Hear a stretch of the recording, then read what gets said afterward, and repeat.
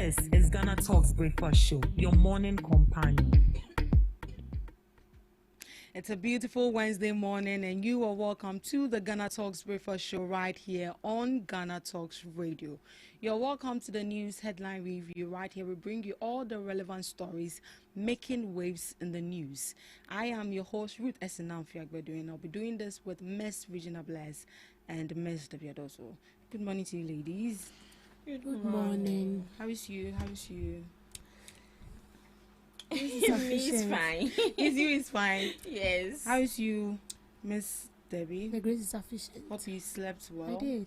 You did? Yeah, I kept on postponing and tapping my alarm. Hey. Wait. That day you are man also. I am a Sorry. and it's on with Jesus. As if Jesus sent you. Right. Miss Regina? Yeah. What about you? I did sleep. You slept well. Yeah. Right. Miss, I hope you got home early yesterday. Yesterday? Yes. Oh, I think yesterday I left here like 8:40 to 9. Right. Assessing the transportation crisis, would you say that there's been an improvement? Getting home there is not bad. Getting home is not bad.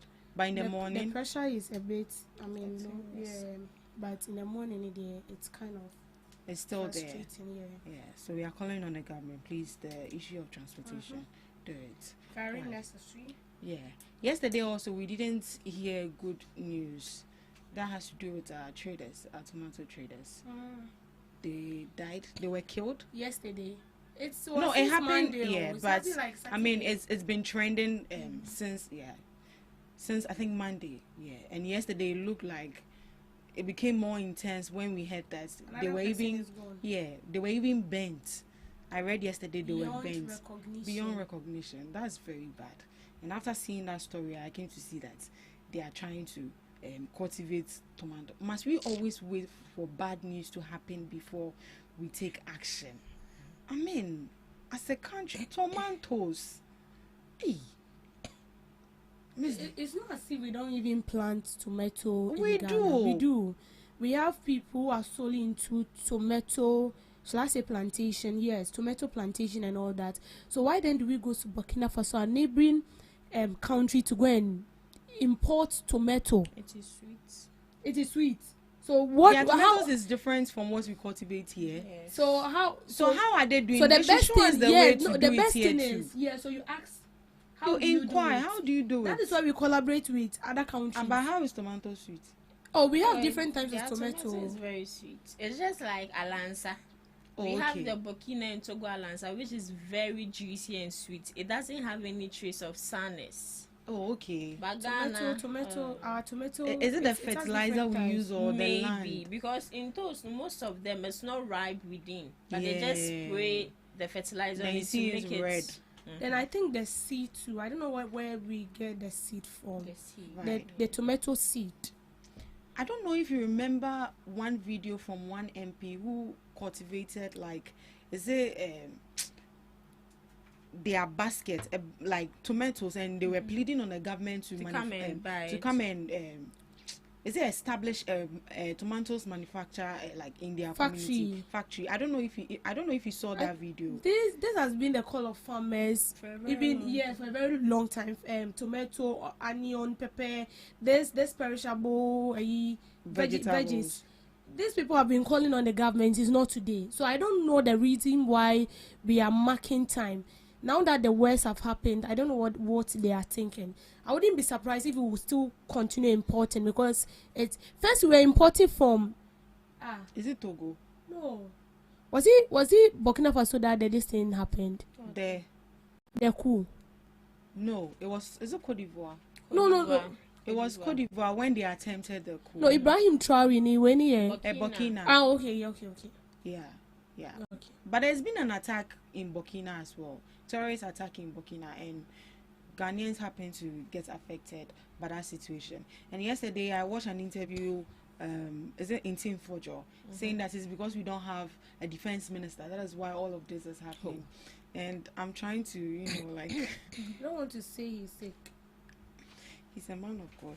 Please, let's proceed. No, you're a man of God, but I believe you listen to God talk. Oh, Sometimes don't make it look as if God doesn't communicate well. But don't because you think you are a representative of God, so whatever you do, automatically, like, you are portraying something about your leader. And the God I know doesn't talk like that. Hey, but don't you think that it's been long overdue? Like, we have a defense minister. yeah. It's been close to 8 to 9 months now since we We don't lost have a defense minister, but we have people who have been appointed to act as a defense minister. And we have the interior minister too. Have they been effective so far? We have been for that I can't say, but don't we have security personnel that have been deployed to our borders and all that. The only thing they need is the logistics.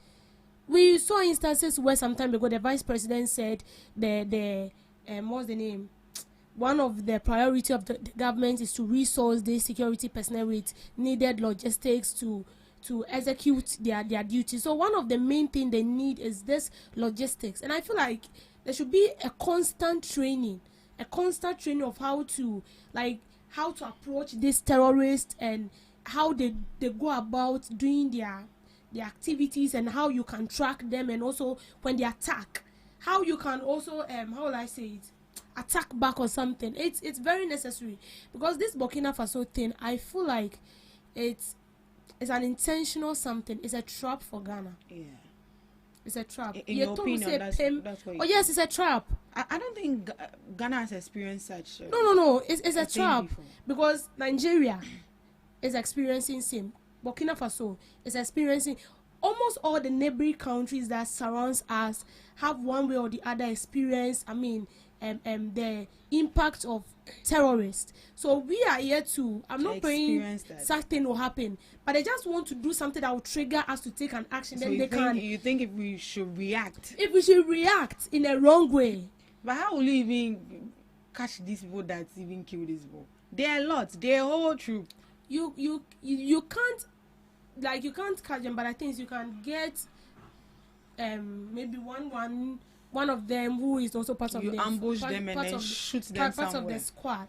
Right. This should be a wake-up call to we Ghanaians and to the government as well, especially in the agric sector. We are begging. Tomatoes and so make a fire job and not. It's a tomato boy bedding. No, and because traders will be scared to go. Yeah, and traders will be scared to go. The ones they went in for, it has also been bent. The tomatoes have been bent. Oh, so sad. And they killed only the males, so. And left the females. They left the females. That's and yesterday one passed on. So instead of 7, we now have 8. 8 again. Let's move on. Cocoa Board slashes salaries, tightens spending amid revenue strain. The Ghana Cocoa Board has announced salary cuts for its top officials as part of measures to address ongoing financial and liquidity challenges in the cocoa sector. In a press release dated February 16th, Cocoa Board said the pay reductions take immediate effect and will remain in place for the rest of the 2025-2026 crop year. Under the new arrangements, executive management will take a 20% salary cut, while senior staff have agreed to a 10% reduction. Management says the decision forms part of broader effort to align expenditure with revenue. Beyond the salary cuts, Cocoa Board is also introducing procurement reforms and undertaking a staff rationalization exercise to stabilize its finances. The announcement comes at a time when the cocoa industry is facing significant strain. Rising operational costs, financing pressures, concerns about farmer welfare, and increased public scrutiny over cocoa pricing have all intensified pressure on the board. In recent weeks, national discussions have centered on producer prices and the long-term sustainability of cocoa farming in Ghana. Industry observers have also pointed to the heavy financing burden associated with cocoa purchases, operational commitment, and exposure to global price volatility. Cocoa Board's leadership has described the salary reductions as a demonstration of shared sacrifice as the institution works through broader restructuring during the crop season.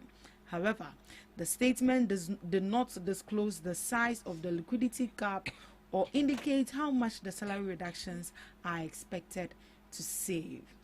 So in order to find a way to solve the cocoa crisis, the cocoa board have taken a decision to slash salaries amid all of these problems, and then help to sort the industry out. Miss Regina, is that the right way to go to help us sort out this cocoa crisis? Okay, so I would say this is an individual or personal decision from the cocoa board management together with their senior staff. And I always say that when it comes to leadership is not only about the title, but it's about the sacrifices you always make. And this is one of them. We would see a true leader during hard times, and they've shown that indeed they are true leaders. Because any leader, let's say me how many they take, I would say probably maybe 3,000, 5,000 thereabouts. More than. Yeah. So just imagine, they are taking more than, and this farmers are just suffering for like 2,000 Ghana cedis. So they can even do more. They can even decide to forfeit their salaries. For are you ready to sacrifice me? That? I'll not do. And you want somebody to do. Oh, if I'm a leader and I'm supposed to forfeit it, I'll forfeit it, because I know it comes with it. So if I was the cocoa board boss at this time, I would forfeit it. But he's slashing 20%. Yes, and it's salary. It's good. It's good because most of these people will not do it. President John Dramani Mahama, I think when he resumed power, he left. I don't know if he said 5 months of his salary. 6 months of his salary to Mahama K. Obi said, what would he eat? But they are all in a way, it's more than what he's even taking. So what do you say, President? They almost though. Oh yes. Almost the papa.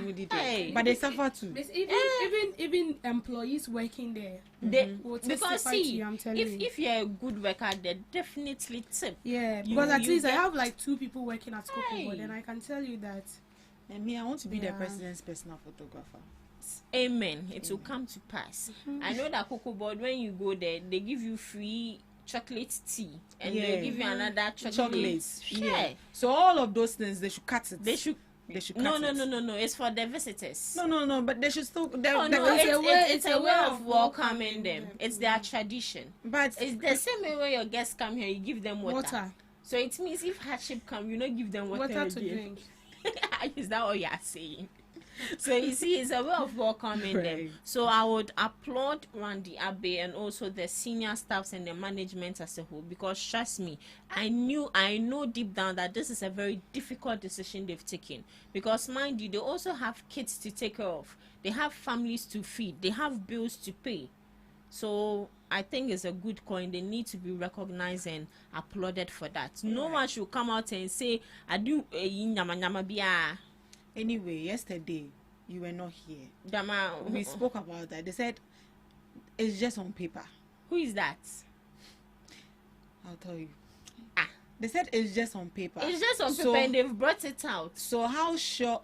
Maybe they could just release a press, and then backdoor they'll still be taking their personal. It is only a thief that would think that such thing is only on paper. It's because you did it, so you feel like everyone at all. Exactly. It is the minority that will do that. Oh yes. And because you are not transparent doesn't mean that someone is not transparent. Because you are not true to yourself doesn't mean that somebody is not true to themselves. We have people that does not joke with their integrity. I'm telling you, people do everything to ensure that their image represented out there is fair. It's not being attached with any dent. So because you didn't do it doesn't mean that somebody is a thief. That is what they should get into their head. And mind you, I feel like it is not for the whole life, or it's not for our whole life. It's just for this period of time. It's just for this period of time. And I'll not be surprised if after they take the salary off for these people, at the end of the day, when this thing comes to an end, definitely they would reward these workers. Yeah. But do you think this is going to go a long way to help sort out the problem? Like in a way, it's not going to permanently solve the problem, but it's just like to tame the problem a bit, because see, Cocoa Board is owing like 32 billion. Yeah, 32 billion. And 32 billion, even your 10-month salary will not pay that 32 billion. Oh. We get it, but look at the number of people working at Cocoa Board. Yes. Yeah. So even if the number of people working at school, I don't know the salary they take per month, but even if you want to slash that salary, and then don't forget that we have employees who will complain.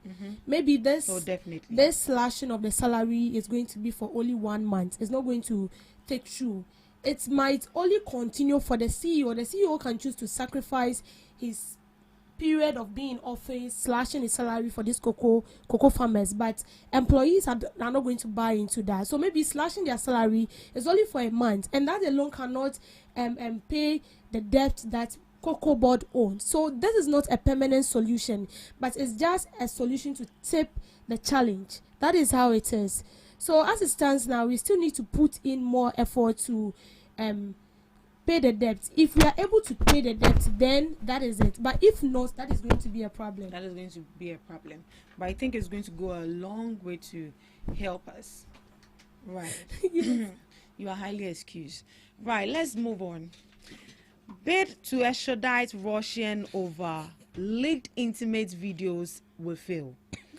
The Member of Parliament for Okaikwe Central, Patrick Yabuama, says effort to extradite a Russian national accused of recording and circulating intimate videos involving Ghanaian women without their consent are unlikely to succeed.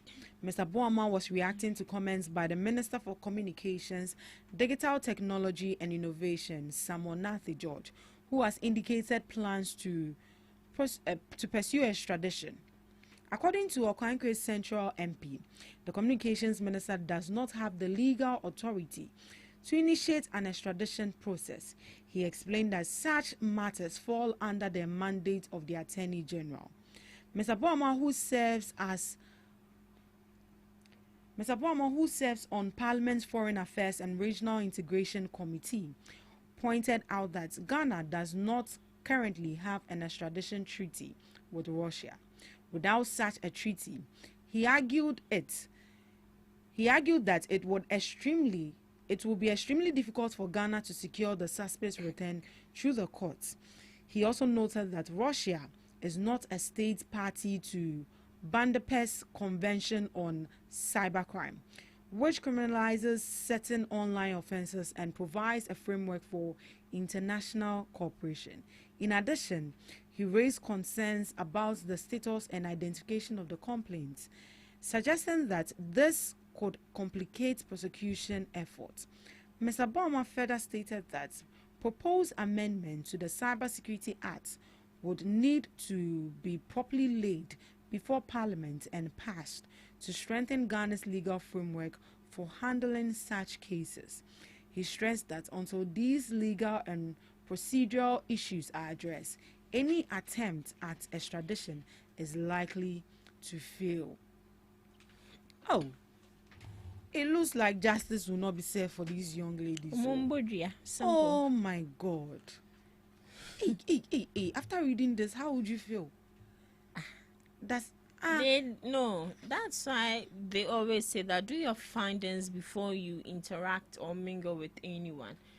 Because there's no way as a young man you just come to me, follow me, then me too, I'm following you. And they were just having fun. Hey, you're having fun. This is the consequences of fun now. And see, at this point, we will judge you because see, Maza, you say don't judge. It gets to a point where God Himself judges us. And He even gives the authority to hire people in position to judge you for your actions. It's the same as reprimanding.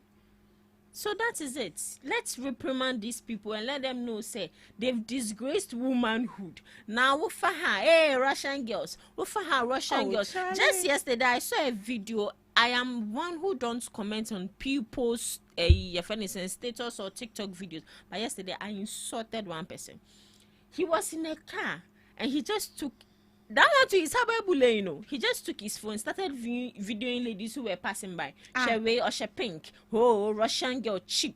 Women no me for. That was what he was doing. I had to excuse me for my language. I told them that they are very stupid. There are dogs. I said dirty dogs that follow anything in skirts. I said it. You are calling women cheap. You are also cheap.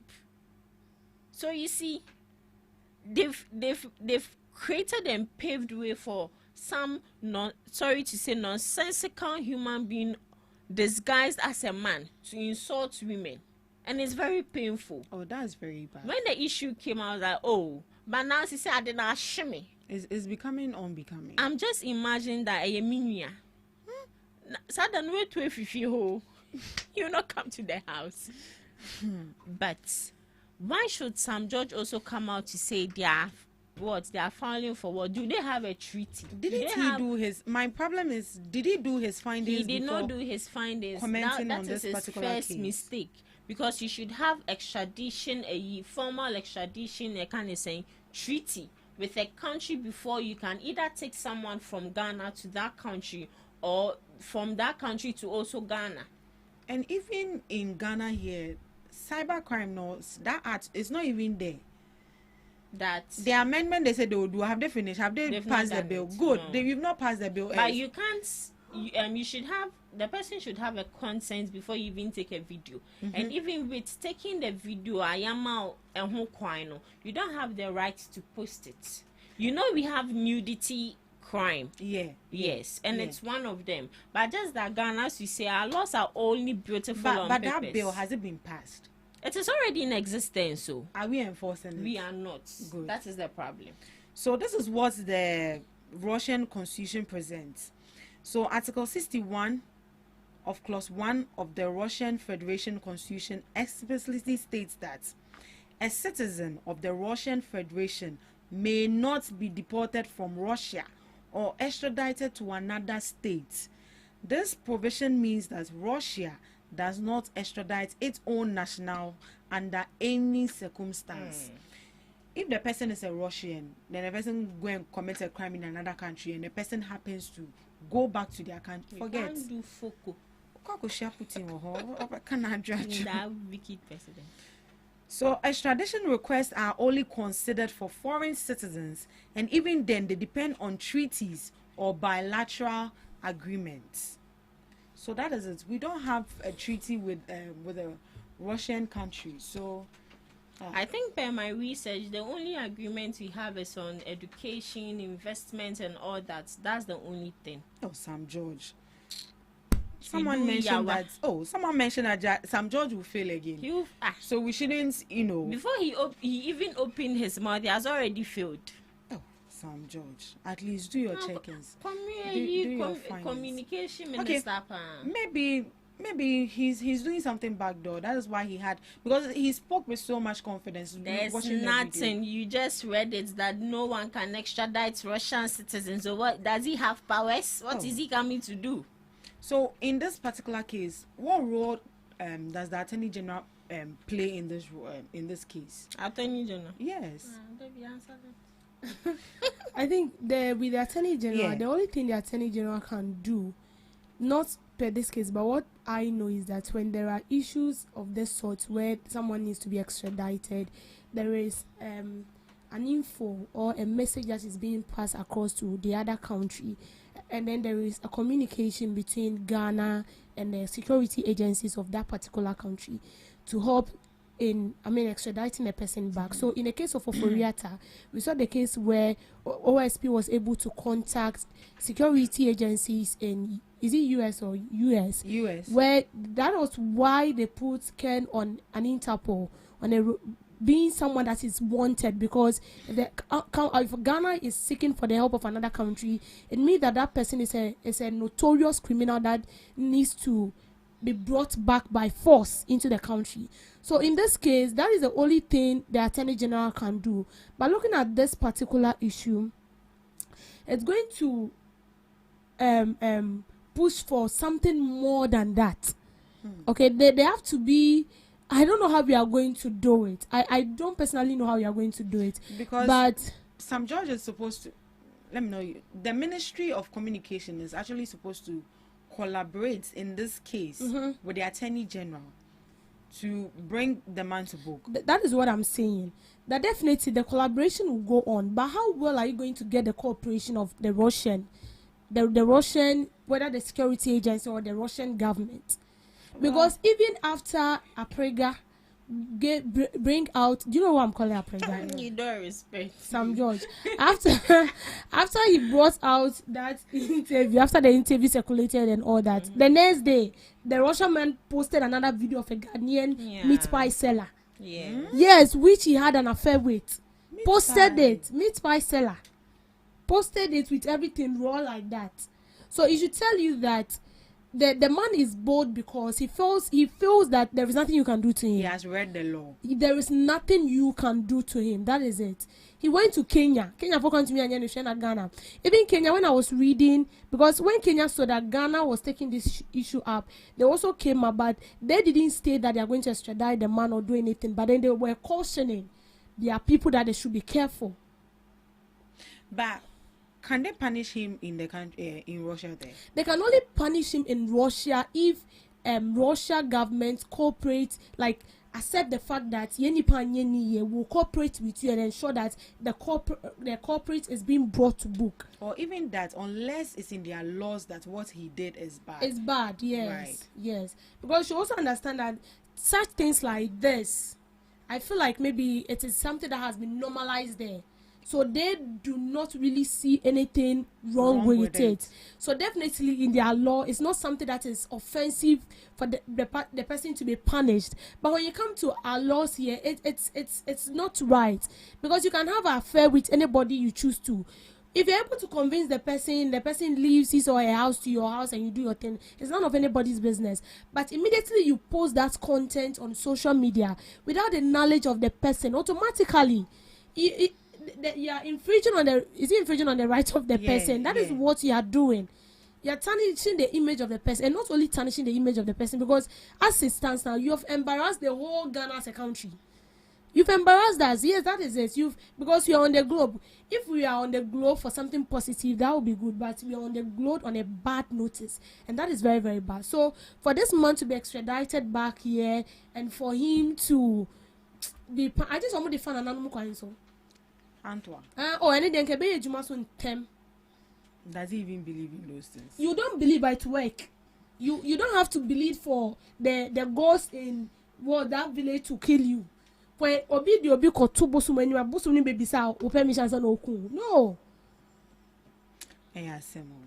Then as a country, well, Mr. Bama stressed that until these legal and procedural issues are addressed, any attempt for extradition is likely to fail.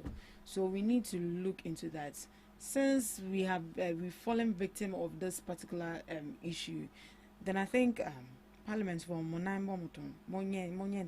pass the Cybersecurity Act urgently, because that amendment need to be done. We need to have treaty with some countries.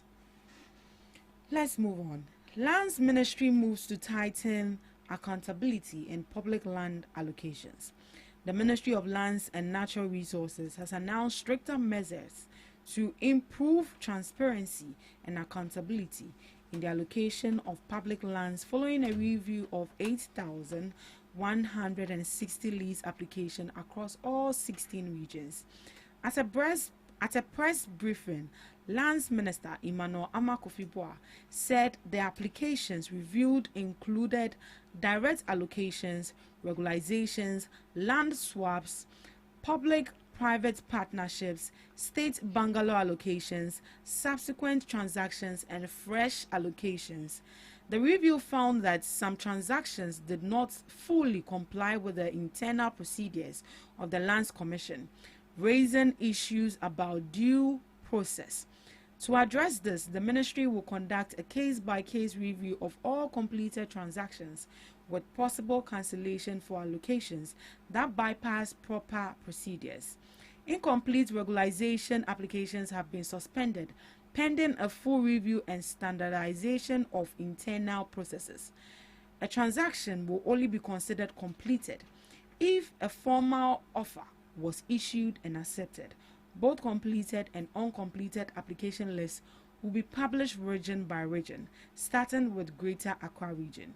The ministry says the reforms are aimed at ensuring compliance with legal proceedings, value for money, proper land use planning, and preventing abuse in public land allocations in order to restore public confidence in Ghana's land administration system. So these are the reforms that the lands minister, outlined. Miss Debbie, what do you think of the reforms? Yeah, for me, the reform is good because I feel like it's going to ensure transparency and accountability as well. We live in a country where state lands are being sold. It is these same politicians that sells these properties out to people. I mean, they sell these properties to themselves. That is what they do. And then they'll come back telling you a lot of stories. Even properties, lands that are not meant to be sold, like the forest reserves, the wet lands like the Ramsar site. Those are sites that are not to be sold. Okay, they are is it a preservation ground? A preserved. Or a preserved ground. A preserved ground. Okay, so these lands are not lands that are supposed to be sold, but one way or the other, these lands are being sold to people to the extent that we have even citizens encroaching on this land. So as I said, it's going to promote transparency and accountability. And I like the fact that they want to change, they want to reform. Okay, they want to reform the laws and then bring in new rules to govern the state's properties, and then when you want to purchase it, the right procedures you're supposed to follow. So one has to be with you paying 70% premium sale of the market on the market price. So if you want to buy the land, you're supposed to pay 70% of it before the land will be given to you. That is a premium sale on the market. Then after that, you're supposed to file a form. You don't just come and meet someone, like this, the way our chiefs do, all more people, all more share. You won't sign anything, no ajiska. And that is why they keep selling the lands to other people. So this, you're going to they'll give you a form. You will fill those forms. And all the necessary requirements that will be required of you, you will fill it. You put everything on paper. And then it will be taken. And those lands cannot be sold out without the permission of the land minister. Now, the whole responsibility is in the hands of the Minister of Lands and Natural Resources, Emmanuel Makofi-Boa. So without his permission, those lands cannot be sold. So even if you are working in the Lands Commission and then you go back to sell those lands, you will be held accountable. Because why didn't you inform the Lands Minister, or why did you take that step without the notice of the Land Minister?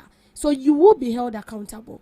So with this whole reforms, it's good. It's very, very, very good. And then it's going to boost public trust in land registration, acquiring of lands. Because seriously, we know that when it has to do with lands, we have the customary lands and we have the statutory lands. The customary lands has to do with the chiefs and all that, who owns like 80% of the lands. Then when we come to the statutory lands, that has to do with what belongs to the state.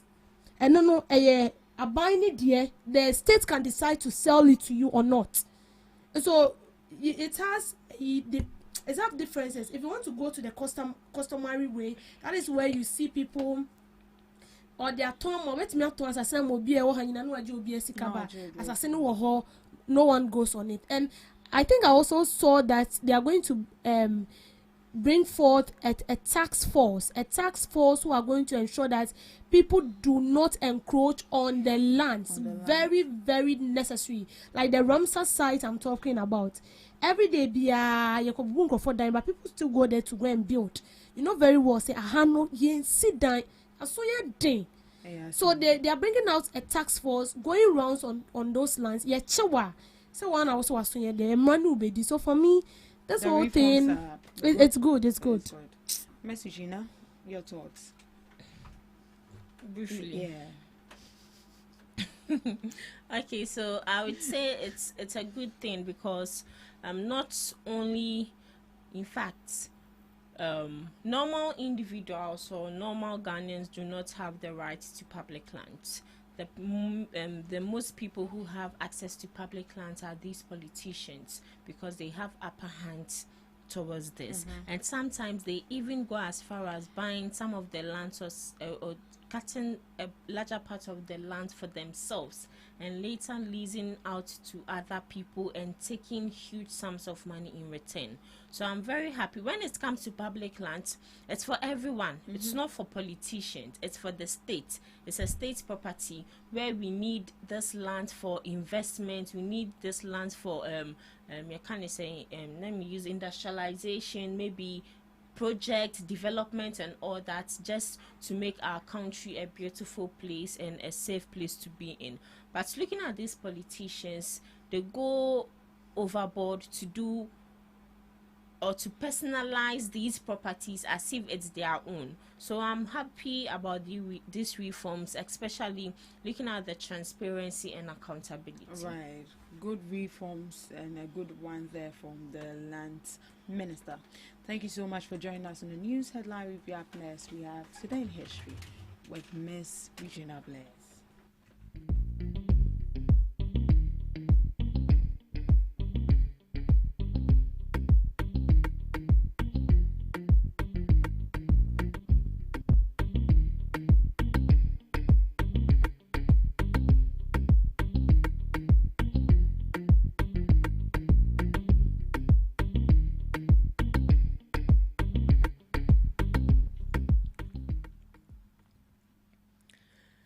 Bringing you today in history, 1965, the Gambia gained independence from the UK.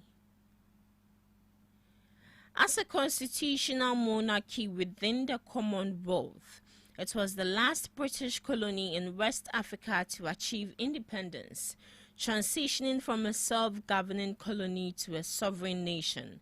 Sir Dawda Kairaba served as the first prime minister with Elizabeth II as queen. Kenyan freedom fighter Dedan Kimathi was executed by British colonial authorities. Dedan Kimathi from 1920 to 1957 was a key leader of the Mua uprising in Kenya, fighting against British colonial rule. After being captured in October 1956, he was tried and executed by hanging on February 18, 1957, at Kimathi Maximum Security Prison. His death marked a significant, brutal moment in the struggle for Kenyan independence. SARS President Kruger sank in 1998. The SARS President Kruger sank in the early hours of February 18, 1982, following a collision with the replenishment ship SARS Tafelberg during an anti-submarine exercise 78 nautical miles southwest of Cape Point, South Africa. The tragedy resulted in the loss of 16 lives, mostly petty officers. To some global observances, Ash Wednesday. It's a holiday of prayer and fasting. In many Western Christian dominations, it is preceded by Shrove Tuesday and marks the first day of Lent, the 7 weeks of prayer, fasting, and almsgiving before the arrival of Easter. Thumb Appreciation Day. It is a light-hearted, unofficial holiday dedicated to recognizing the vital role our thumbs play in daily lives, from gripping objects to texting. It encourages us to appreciate these versatile digits, which processes a unique flexible joint for their essential function in tasks like cooking, writing, and using technology. Lastly, Drink Wine Day. To honor the history, enjoyment, and health benefits of wine, the 2026 observance falls on this day, encouraging people to unwind by trying new wines, visiting wineries, or sharing a glass with friends. Yes, and that's all for today on Today in History and some global observances, live on GhanaTalks Breakfast Show. Thank you so much, Miss Regina Blaise, for Today in History and some observances of the day. She doesn't take wine. Today is wine day, so she's wearing wine dress. Serious? I didn't even notice it. She's wearing a wine shirt, so she's observing the day already. Observing the day. Today is Ash Wednesday. That means Yeah. some people will go to church today. Mm-hmm. Yes, so please, if your church You is go to church. Ash Yeah. Wednesday, isn't it? Hey. okay, Maybe I, no, But maybe I most know of it, but Pentecost, REC Presby, and all they those really people, observe those because things. charismatic churches do not Yeah. do not really observe I those. think my church will. My church For will mine, do no. You are what? Methodist. Methodist. And that's why. Yeah. Right, Debbie's That's girl. why what? So that like the Methodist, Anglican, and those. Presby, The Pentecostal. Yeah. I get it. Mm. Debbie's girl. Welcome to Debbie's Grow, where we talk about issues that matter to the state, void of politics, fear or favor. This morning, I want us to look at something very serious and touching to the soul. And this has to do with our transportation system. Minister of Transport, how far? Are the vehicles coming? Are they on their way? Where have we gotten to? Is there any challenges we are supposed to know? What is going on? We are being kept in the dark because after crying out and all that, we are still not seeing anything. And yesterday was one of the worst days ever. Yesterday was one of the worst days ever we have experienced. Because even after those cries and all that, we still struggle to get vehicle to our destination. We still struggle every day. And these drivers have not changed either. It's as if now we fuel them. So they are doing it the more. And you have to wait like 5 to 6, 7 hours and still not get vehicle. You know how painful it is for you to wake up as early as 4 a.m. or 3 a.m. Get yourself prepared, and then you get to the bus stop, and then you wait, and you don't get vehicle. And then you wake up very early, and then you get to the workplace late. It's not as if you are intentional, and it's not as if you want to be late. But this is the system we find ourselves. And we are saying this because it is not helping us. You met with GPRTU, and then you made it known that the government has putting measures in place and buses will be transported into Ghana or be imported. Let me put it this way, to be imported into the country. We even saw a video where the deputy minister took a video of those vehicles that will be imported into the country. Since then, what is going on?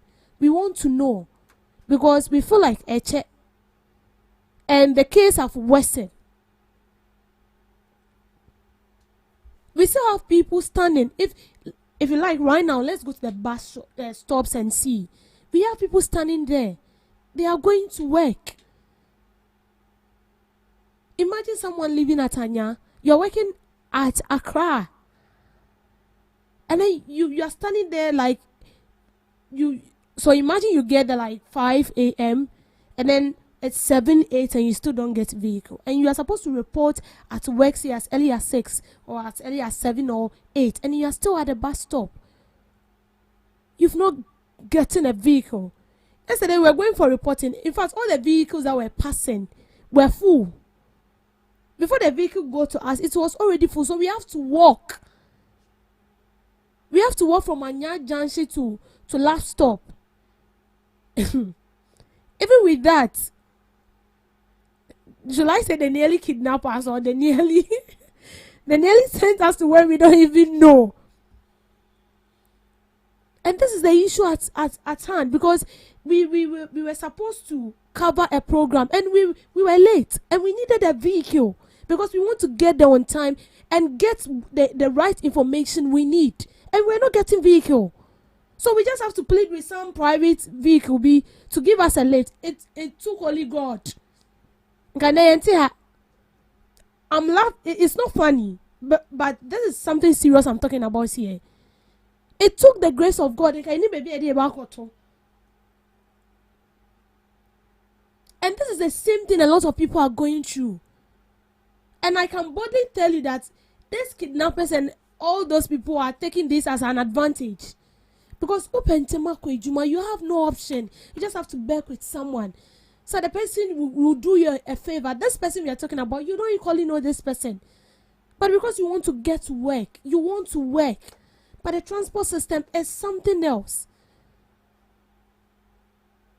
And we are still struggling. We've spoken about this issue. Go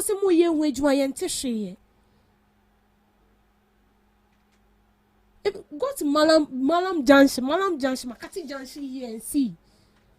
You have to wake up like 4 to get a vehicle. When it's 5, 6, then you see that you pick a motor or you pick La Paz. Then when you get to La Paz, you pick Pokwasi. But if you want to get straight, you have to wake up like 4 to get a vehicle. And then sometimes when I see people going to Accra, like, I pity them because you see them being packed into a vehicle like sardine. Imagine somebody going to work in an office, wash a suit, or be Jinaka Musa from Kaswa to Accra, or be do not say, like he is sweating, and this person is already tired and exhausted. How is this person going to contribute to his daily activities that day? Because already the person is exhausted, but there are work to do. Because I don't believe you came to the office to sleep. You came to work. But before the person go to the office, he or she is already tired. He or she is already exhausted. And so shall say it's not intentional, but this is the real situation on ground. And we are pleading, please do something about it. Vehicle is not the only means of transport. We should revive our railway system. We should revive it. It is going to help us. But if we want to pay attention to only vehicles, the only means of transportation has to do it by vehicles. They have bread because they are sure see bread. It is different when you have your own vehicle. But how many people own their own vehicle in this country? The largest number of people who do not own vehicles in Ghana are more. They are more. And then early in the morning, you'll be a white or a precker.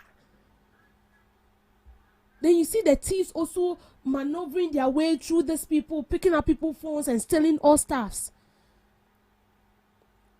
And that is why most of these drivers also get opportunity to extort money from people. Instead of the person taking 5 CDs, or bet you 10 CDs. Instead of the person taking 10 CDs, or bet you 15 CDs, or catch or say traffic.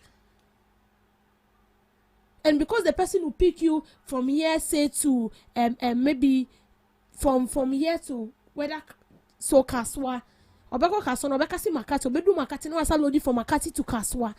And they are taking double fare in a day. So by the time you calculate all this transport, 50% of your salary is gone. Feeding Bahunye. You've not even calculated your feeding. You've not calculated your house rent. You've not even calculated what you wear. No, I don't come my transportation kwaji bibia. But this is something that can be solved. That is why we are calling for a public transport, because we know that public transport will be less expensive. When you have more of this public transport, this private drivers or people who own this private vehicle will lessen their price because they also need people. But when we don't have public transport, we don't have enough of public vehicles, then we give upper hand to these private owners to do whatever they want to do, because you also don't have an option. You want to get home on time, empty, you will pay. If you like, sometimes when I'm going on Banyard, people going to Kaswa, you can see a number of people lining up. They want Kaswa vehicle. There is no vehicle. So you have to pick taxi, and the taxi is 20 cedis. You have no option, you will pay. Something that you're supposed to pay like 7 cedis, you are paying 20 cedis. Why? Why? And that is why we were so happy when the transport minister said they are going to import vehicles into the country to lessen this burden on the private owners, and also, lessen this pressure on commuters. on passengers. And up to now, Transport Minister, you're not updating us. We don't know what is going on. Are the vehicles coming? Is there any challenges? Have the acquisition of the vehicle be faced with any challenges that we are supposed to know? That is why you need to update us. Maybe you are doing it, but because of one or two things it has delayed. Let us know so that at least we know that yes, you put measures in place, you are working towards it to get the vehicle, but this is the main challenge. But and it's not as if what we've said, that is what we are still seeing. So what is the essence? So please, Minister of Transport, please, we are pleading about charity. We are this one on our knees, we are pleading, because this is something that it's very sensitive to us. We beg you, do something about it. Let it not be a 9-day wonder, please. Thank you for making time with me. Thank you so much, Mr. B. On the issue of transport crisis, it looks like we haven't seen any improvement so far. We are pleading on the government to take action. Please do something and release the burden on the citizen of Ghana. Thank you so much for joining us on the first segment of the GhanaTalks Breakfast Show. We'll be going for the news shortly, and right after the news, we'll be coming up with the main segment. Please take and stay with us. Are you ready to amplify your business or brand's reach and make a meaningful impact in Ghana and beyond? Partner with GhanaTalks Radio today to connect with a diverse audience across Ghana and beyond. Elevate your brand through on-air promotions and social media. Boost your brand during prime time. With GhanaTalks Radio, you can extend your reach across digital platforms. GhanaTalks Radio is not just a station, it is a community hub where your brand becomes part of the conversation. Join us in fostering connections, celebrating culture, and making a lasting impression. For customized sponsorship packages and enquiries, email contact@GhanaTalksRadio.com or call +233 202 544614. GhanaTalks Radio, giving the youth a voice. We bring you local news, business news, international, sports, and entertainment news right here on GTR.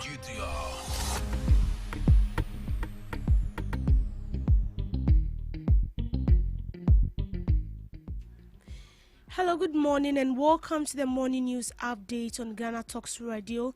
We're live inside our studios and across all social media platforms. Coming up, minority calls for reversal of cocoa price from 3,625 to 2,587 per bag. The National Democratic Congress rejects Interior Minister's report on 2024 election violence. Second-D Member of Parliament donates 600,000 worth of medical equipment to Zongo Health Center. Also coming up in the news, Advertising Association of Ghana urges collaboration to tackle advertising clutter. Motor Traffic and Transport Department in Ashanti region also faces resistance in its effort to curb unlawful use of sirens. These and many more coming up your way shortly.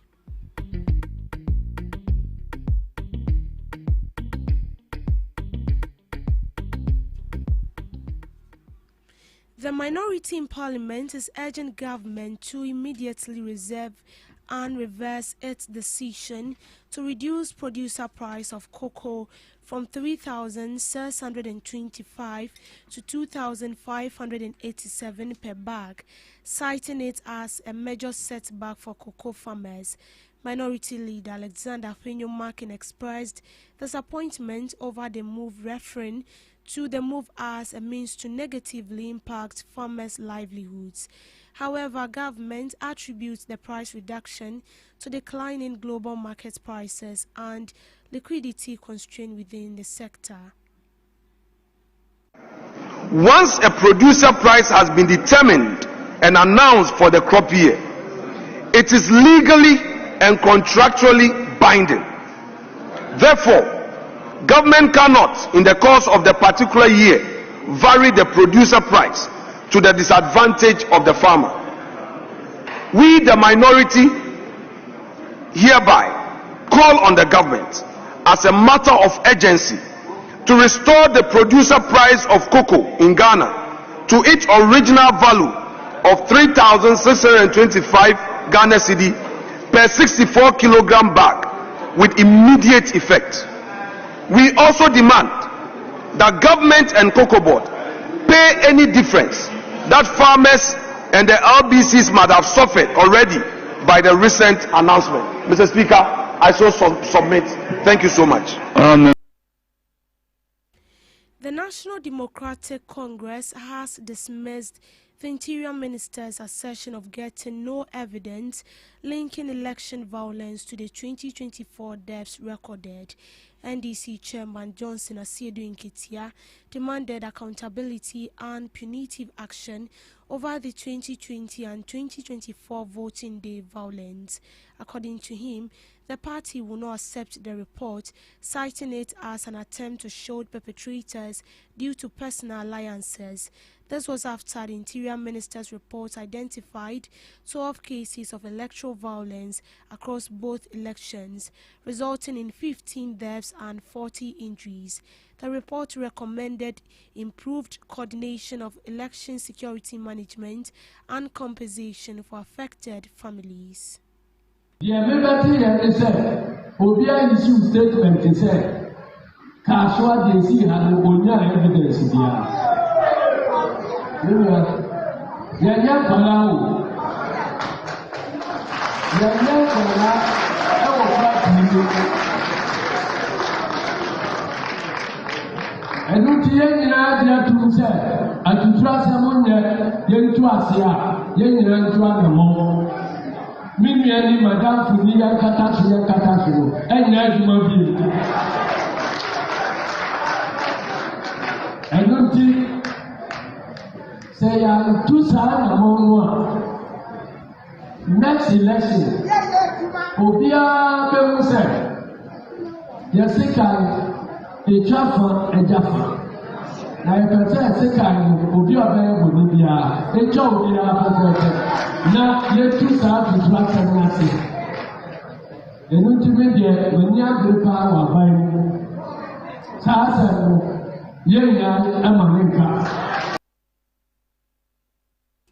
Member of Parliament for Secondary Blaine Nyamiche has donated 600,000 worth of medical equipment to the Secondary Zongo Muslim community. This gesture aims to improve healthcare delivery among Muslims in the area. The donation is part of the Member of Parliament's effort to support the community and enhance health centers' capacity in providing quality medical services. The Secondary Zongo Muslim community has received support from various individuals and organizations in the past, including donations from Car Powership Ghana and other philanthropists. The motive behind me supplying this equipment is that we value the health of the Sekendi people. Sekendi has been overlooked for quite a long time. We've never had a hospital. The only hospital that we have, which is attributed to Sekendi, is a regional one. That means it's for the whole region. Sekendi has never ever had its own hospital. And therefore, I decided that in my own, with my constituency executive during the election, that we ought to make sure that we have available quality health facilities within the constituency. And therefore, we started with the Zongo clinic, which lacked the facilities, and so we decided that we have to supply them with the needed equipment to service their community, 2 delivery beds, nebulizer, and then the infusion stand, the oxygen, portable oxygen tanks, ultrasound scanners, a lot of them, and other ones. The cost is about 600,000 Ghana cedis, which is 6 billion old Ghana cedis. I have sacrificed. The Secondary people sacrificed by voting for me. I have sacrificed by giving them the needed and modern equipment. I am expecting them to also deliver good services to the people of Secondary in return. The Advertising Association of Ghana is calling for urgent stakeholder engagement to address growing issue of advertising clutter in the country. Advertising Association of Ghana President Andrew Aka emphasized the need for collaboration between the government and industry stakeholders rather than abrupt billboard removals. Aka highlighted that unregulated billboards poses a public safety risk and undermine urban order, citing an audit that identified over 1,500 unauthorized billboards in Adenta municipality. He stressed that legitimate advertisers are being undercut by faceless operators exploiting political connections. The association has been advocating for the passage of the advertising bill to regulate the industry and ensure sanity. We want to state clearly that we are not against the decongestion of billboards in our cities. We are actually for it. In fact, we have been at the forefront of speaking loudly about these illegal billboards causing harm to road users and creating a lot of noise, what we call advertising noise in the industry, and posing a lot of danger to road users. So we want the right things to be done. Now, how do we get the right things to be done? As a body that harnesses majority of these adult players in terms of their size and all of that, we think that we should be called to come and sit and have a conversation. It is true that we got the invitation from the Ministry of Local Government, Chieftaincy and Religious Affairs to be part of a committee. But the committee's job is not done. We have a lot of information, we have a lot of data, we have a lot of thoughts, a lot of skills, know-how. We have a lot of audit and reports in the past that we are willing to share with the committee. But the committee is not done with its work. In fact, we wrote a letter requesting that we want a lot more representation. The reason why we ask that is that you cannot form a committee that is decongesting the cities and not involve the players in the industry. So we raised that question, that why are you not inviting players in the industry?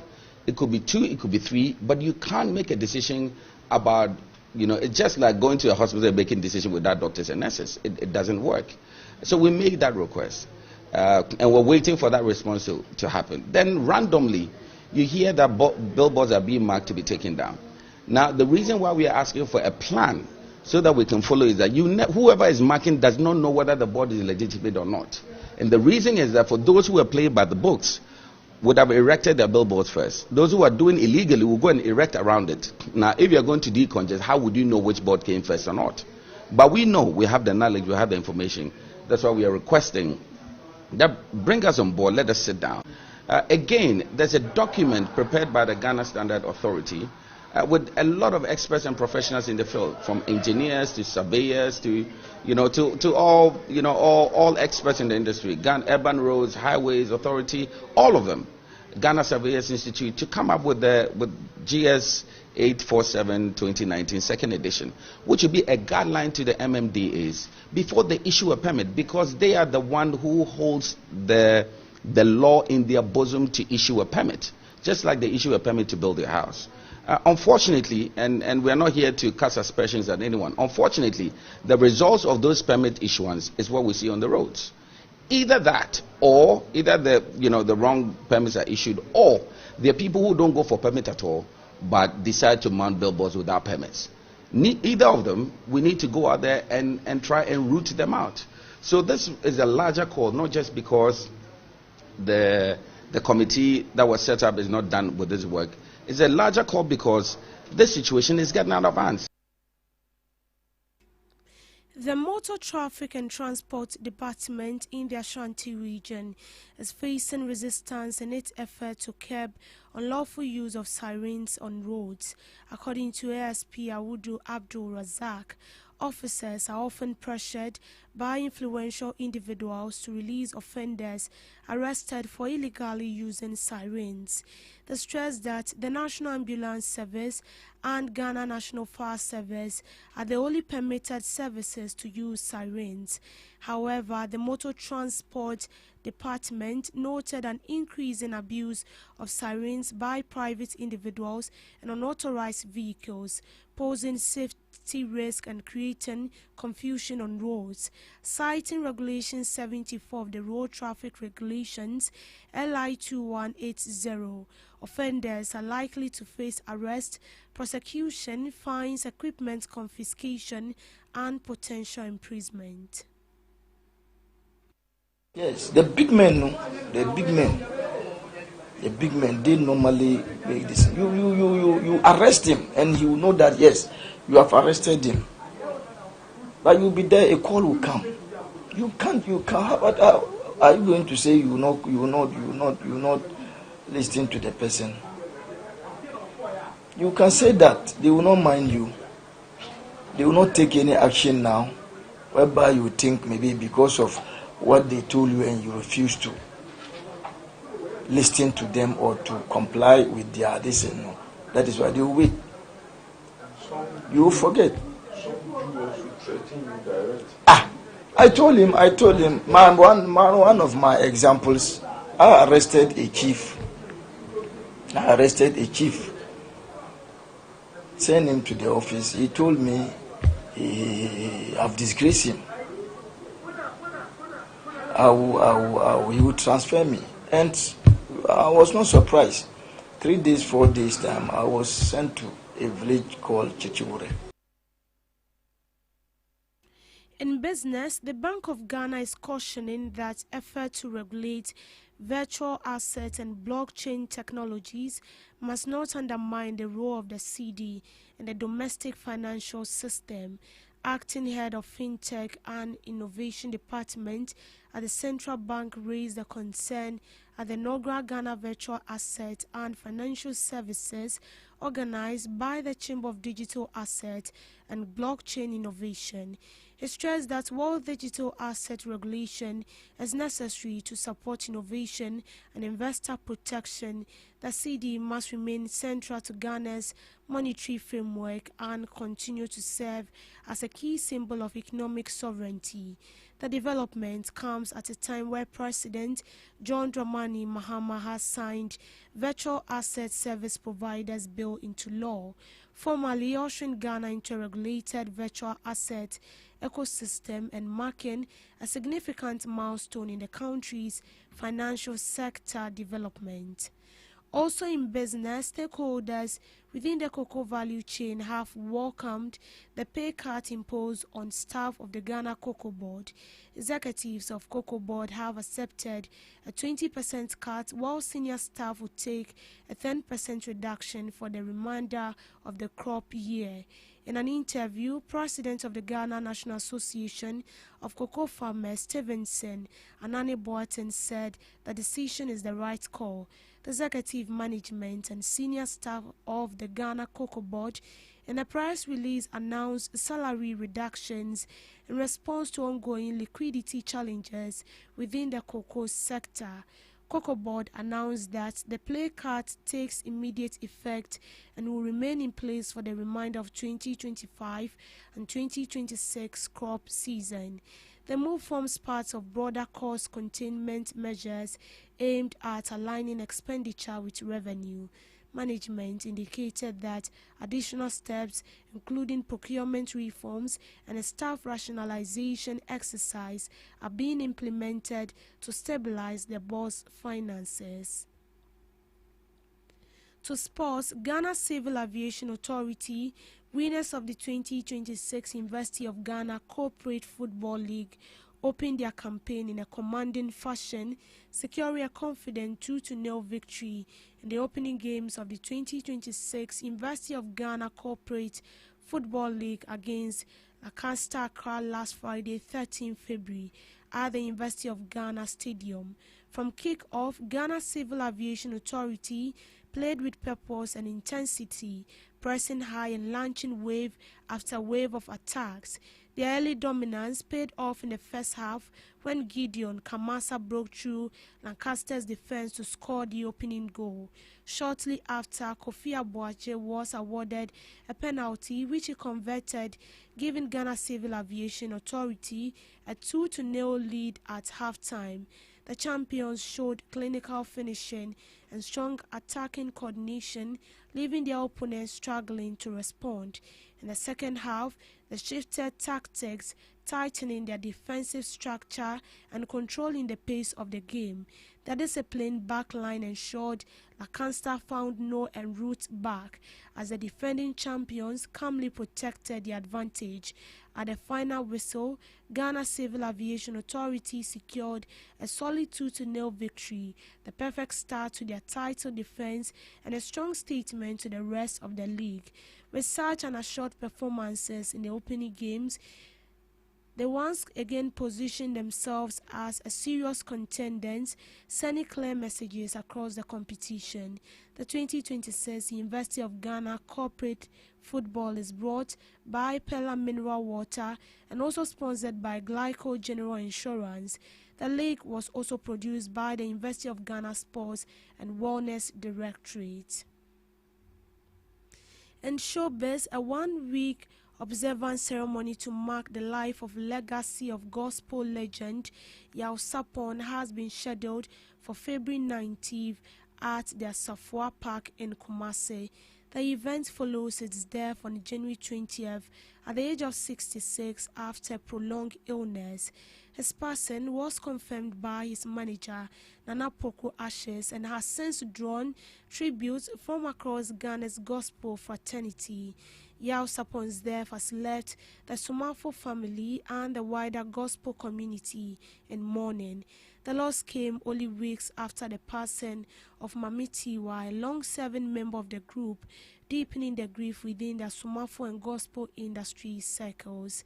The February 19th observance is expected to bring together family members, fellow musicians, clergies and fans to celebrate a career that shaped Akan gospel music for more than 4 decades.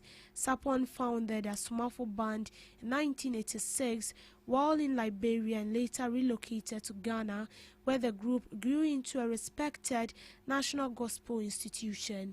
Over the course of his ministry, he released more than 25 albums and over 100 songs, including enduring worship favorite Wohau Nesens, Okunyi, Wohau Nihwai, Tiobia, among others. The songs remains widely performed in churches and featured on gospel radio playlists across the country. Together with Asomafo, Sarpong became known for blending traditional Ghanaian rhythms with disciplined vocal delivery, structured choral harmonies, and strong theological themes. His work influenced church choirs nationwide and helped define the direction of contemporary Akan gospel music. In 2025, he received the Lifetime Achievement Award at the Telecel Ghana Music Awards in recognition of his lasting contribution to the gospel genre.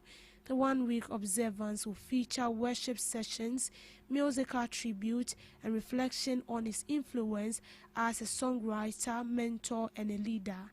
The ceremony will serve as both a celebration of his ministry and a moment of collective remembrance for a figure whose music shaped generations of Ghanaian worshippers.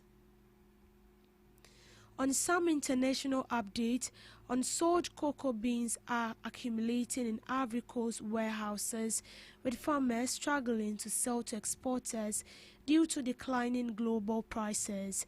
The country's Coffee and Cocoa Council regulators launched a program to purchase 100,000 metric tons of cocoa beans, aiming to support farmers and stabilize the market. Farmers are being offered prices as low as 1,500 per kilogram, far below the government-mandated farm gate price of 2,800. Exporters cite falling demand and increased production as reasons for the price drop. The situation has left many farmers in financial distress, with some cooperatives owing significant sums to growers. The regulator's intervention aims to alleviate pressure on farmers and prevent further decline in cocoa quality. And that's it on the morning news update. Do all to log on to our website at www.GhanaTalksRadio.com for more news updates. My name is Deborah Dawson. Thank you so much for making time with me. Good morning.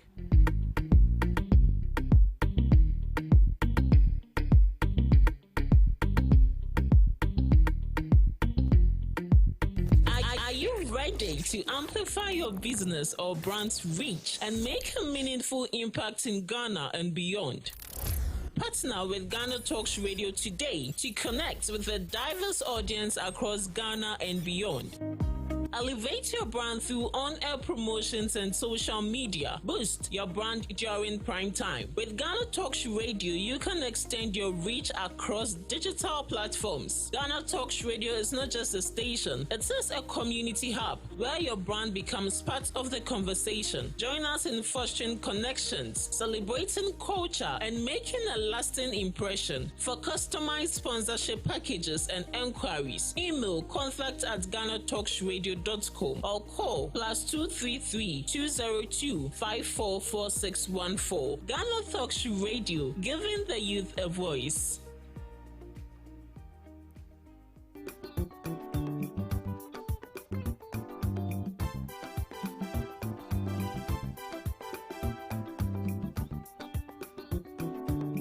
Ghana Talks Radio, UK, Abrichimemu, era from Ghana Muha at the sound system, which is spinning machine papa, a free amana nearby begu among Ghana Muha.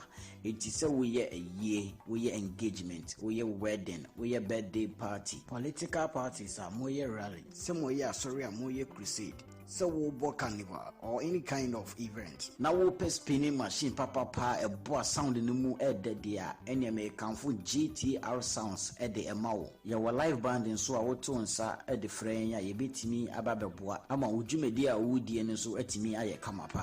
Yawa enkan pupuni mantemo anya aponchi hotel a hope pepe ena yebutu odi ane se wo be frɛ mpanifo ɛwɔ 0546960510 GTR sounds emu ode angaza.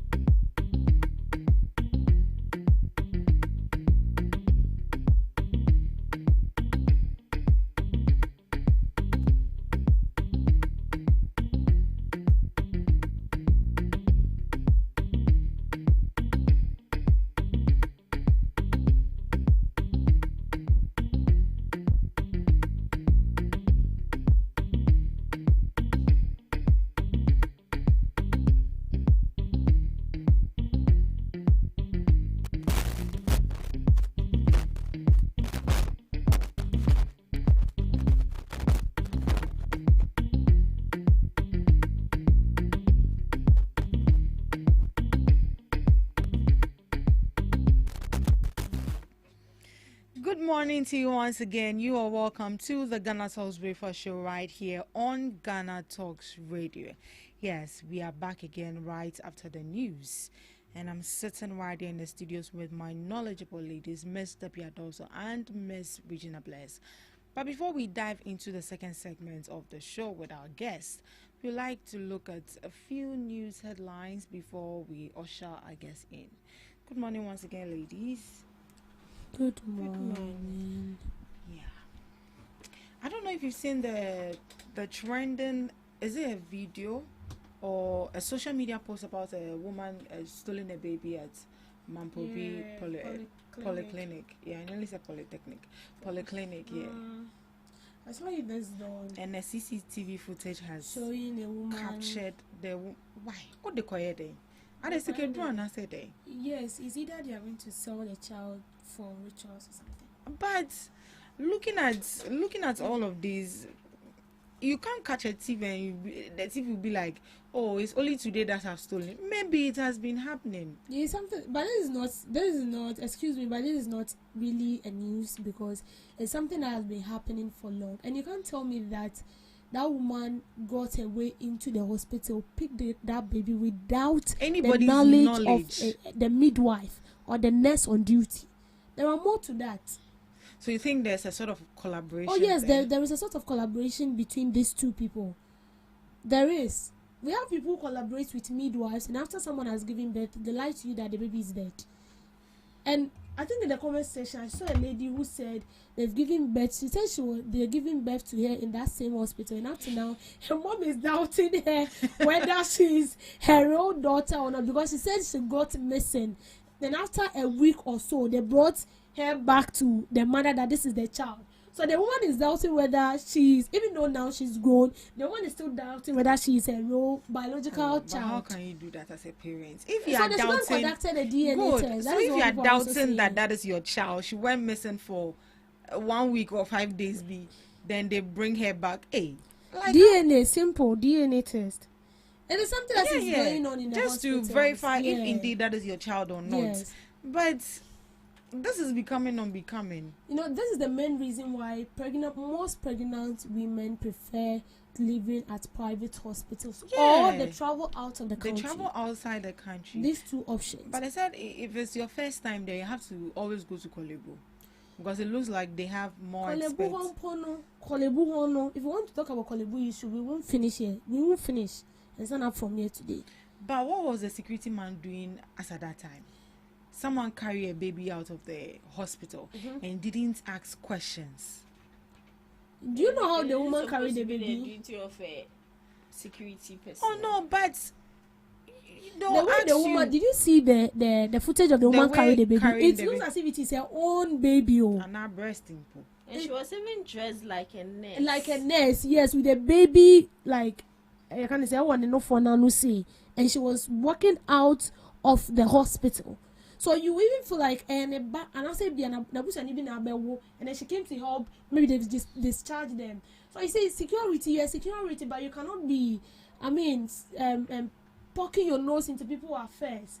Oh, no, but it's actually your responsibility. It's your responsibility. So you have to be nosy. It's your responsibility, but that is not your work either. That is why we have the CCC. The more reason why this issue is out because the person whose child has been stolen is relative, is a blogger. So immediately that thing happened, he took a video and then posted it on social media. Yeah, I saw that they were even preventing him from even taking the videos. They told him that there is no CCTV. They said the CCTV camera was not working. But when they saw that the video was trending, now they went to the CCTV camera and then we saw the woman carrying the baby out of the hospital. But how come he asked and they said there's no CCTV camera? So what happened? You could see that the CCTV camera in Boho, but they told him that hey, that is what they said. That one alone should be suspicious because you tell me that there's no CCTV camera and it's not working either. And then after I make some small noise then the picture, everything showed the videos appeared. Yes, the lady came in for the baby. I think they need to question everyone in that hospital, especially the nurses, the midwives, and whoever delivered especially the baby. The midwives, because see, after a baby is being delivered, it is the midwife. And then when they even put you in a room, they assign a midwife to you. The midwife does the checkups. If you are after your duty has ended, whoever comes after you, you hand everything, and then you introduce the next person taking after you to the patient. But this is the person taking after me. So when she comes in for treatment and somebody or something else, she is the one. Like you get it. But no sort of conversation went on between this people and all of a sudden 9 months. Right. So you mentioned that this is actually not the first time this is happening. No, that it's means not the that first time. It's been something that has been going. What has the government done so far about it? I haven't said anything. And is it the Ministry of Gender and No, this is Ministry of Health Assemble. Oh, but the Ministry of Gender also has to. It has a role to play, but this solely is on the Ministry of Health. Solely. It doesn't have to collaborate with the Ministry of Minister of Gender only come and children affair. When a child is assaulted, abused and all that. Oh, really? So she doesn't have a say in all of this. She can only come in and speak about it, but there is nothing she can do. It's on the Ministry of Health. Minister of Health. Your friend is saying, maintain candle. So what would they do? They should sack them. They should sack. I feel like this is not negligence on the part of the Ministry of Health. It's negligence on the part of that institution, the hospital, because this is not the first time we are hearing of this. Obi bekono, omeka chense ni bana mebe wa mama ehwe me bana obeka se dabi. They'll tell you that no, aklani yakosie no. What right do you have to bury a child who is not yours without my consent? Without my consent. So this is not the first time it's happening. They've collaborated with this child traffickers. You know, there are people in Ghana here who are not able to give birth. Yeah. So they collaborate with people, especially allegedly orphanage homes. Sometimes ask yourself, where do the orphanage homes get small babies from? Okay, so what I know is that sometimes when it's either the parents is dead, the mother, the person that delivered is dead, and there's no relative or something, or better still, if that person is not financially stable to take care of the child. And some instances too, they pick their kids on the streets, and they have a way they get newborn baby. Yeah, newborn baby on the street. Oh yes, some people it live can there. Be possible, but it's not random. Newborn baby on the street. Baby. But any random. The open who say either say nipa no onye me na wakoyi akola na egu ho. The American note say fresh baby, but it has already formed. And now say ordinary share kiosk, the bedan kiosk box, carton, and place it at a vintage point when him say, oh, this place the ABS can be to her. No, I to her. But as a Ohana, you see, you will not get it. They traffic these kids to the orphanage. Because these orphanages also need help. I don't they know also seek for donations. You came across an expose where a health professional who has ever worked in a hospital was leaking secrets associated with health workers in the hospital. I don't selling know. babies. Yes, I don't know whether you've came and across that expose. I'm saying, do you know who they sold those babies to? Ritualist. Most of them sold those babies to the orphanage homes. Then the orphanage homes will sell it to the people who need kids. Okay, I get it now. You get it? Yeah. Then they should do something about it, because this woman shouldn't go scot-free. They should do something about it. And looking at how the thing happened, that should tell you that it's not her first time. Oh, it's my first time. You've been doing it. Oh yeah, and today you are caught. Someone who is a thief is very brave. Oh yeah, very brave and very intelligent. Let me see. A whole baby, like a human being. No. I think people are doing it okay. She is talking about orphanage, but orphanage they do it. Yeah. For orphanage, I don't know, but with what I heard, they said they sell those babies to ritualists and sometimes some big men in office and all that. They don't know what they use their babies for, but what they do is that they sign a contract and they are being given a huge sum of money, and then they deliver those babies to you. What you are going to use it for, they don't care about. And do you know, as an orphanage home, when you give a child out, at the end of the day, you have to once in a while go check on that child, if indeed they are taking good care of the child. That is it. Your responsibility ends there. It doesn't end. This is actually a gap, and I think the health minister must, respond to this particular post. It's trending on social media, and it's becoming worry. When it happens like that, it put fear in pregnant women. Or send on the ocean. Hey, will I see my baby? So we'll be there. I'll recognize the baby. If I'll have to, you have to monitor. You have to go with someone who monitor the nurses. Yeah. Maybe I could say me do it. But sometimes too, if you go with people like that, they'll tell you that these areas you can't enter.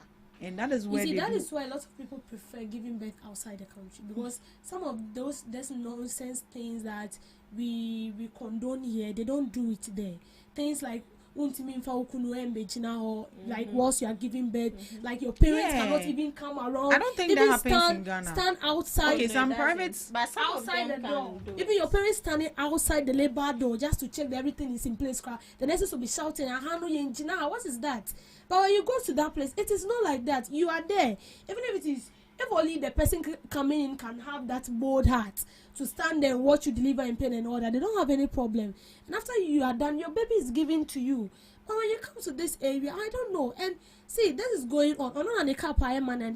Because I know they were arrested. I'm hoping they are arrested. And that baby, whoever she has sold that baby to, she will go for the baby. Yeah, and that person has to be arrested. Yes. Arrested also. And then the nurse who collaborated with this seller, the midwife, and whoever did this. Everyone needs to be questioned. In fact, they need to resign, or they need to expel. They should take their license from them. Yeah, revoke their license. Because that is evil.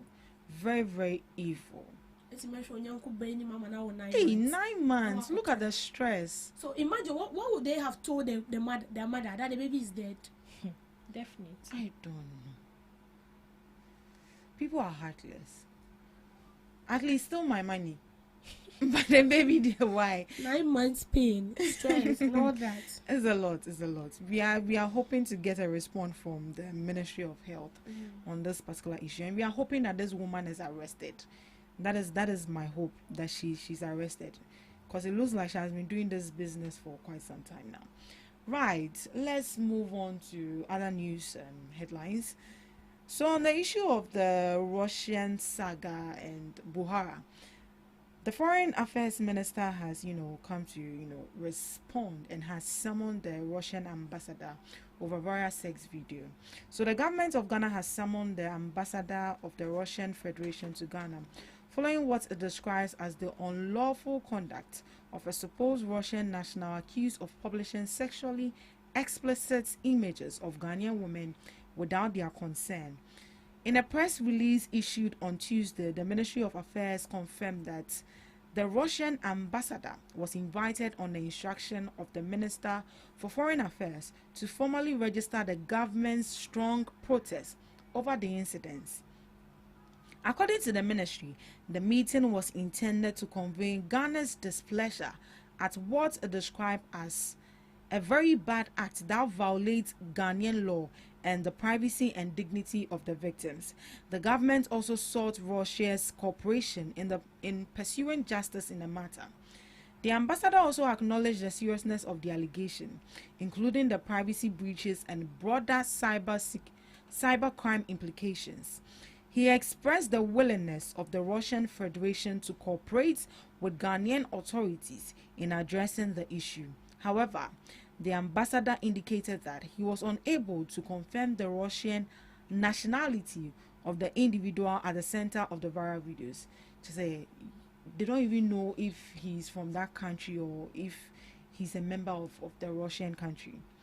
He further disclosed that the name circulating in section of the media is not recognized as a Russian name and constitutes an inappropriate language or expression in the Russian language. And we have to look for the meaning of that name. And I say, yeah, we have to look out for that. He also revealed that similar alleged activities linked to the same individual in other countries had come to the attention of the Russian authorities and were currently under investigation by experts in Russia. The ambassador pledged that the Russian embassy is in Accra would share relevant information to support Ghana's ongoing effort to identify, apprehend, and prosecute the suspect.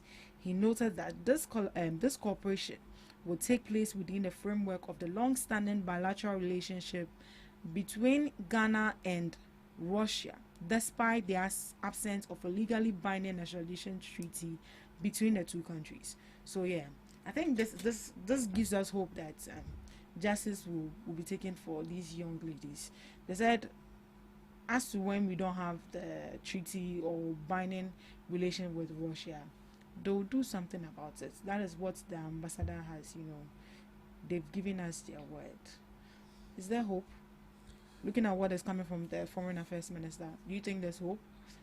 In a way, yes, but not 100%. But since the ambassador of representative of Russia in Ghana has given us the assurance that they are going to look into the matter. It means that in a way they are also a listening country, right? So they are going to look so well into the matter. What we want right now is the man should be made to face his own crime. Okay, he should be brought to book, and also to clear the name of Ghana, because as it stands now, we were all not there, but in a way I can't because when these videos go out there, the first thing people will check which country is he from, where this Betauza or whatever man issue came out when he was having an affair with ministers' wives. I mean, in fact, it's like he had an affair with the president's wife in Bo. Yes. In Ghana? Yeah. No, not in Ghana. So when this video came, everybody wanted to know which country. You see, the next thing people get to know which country. And then when it's happening, when it happens like that, there is a different notion about the country. I mean, you tend to have a different perspective about that country. Maybe that is not how they are, but this particular person has erode the good image of this particular country. So what we want right now is this man will be brought to book. That is all we want. Although we know that Minister of Communication has said his own. I think that's but you say, from the first submission, Regina said something that this man spoke with confidence. So since he spoke with confidence, it means that he knows what he is doing. Definitely, this issue is going to take a very long process because Ghana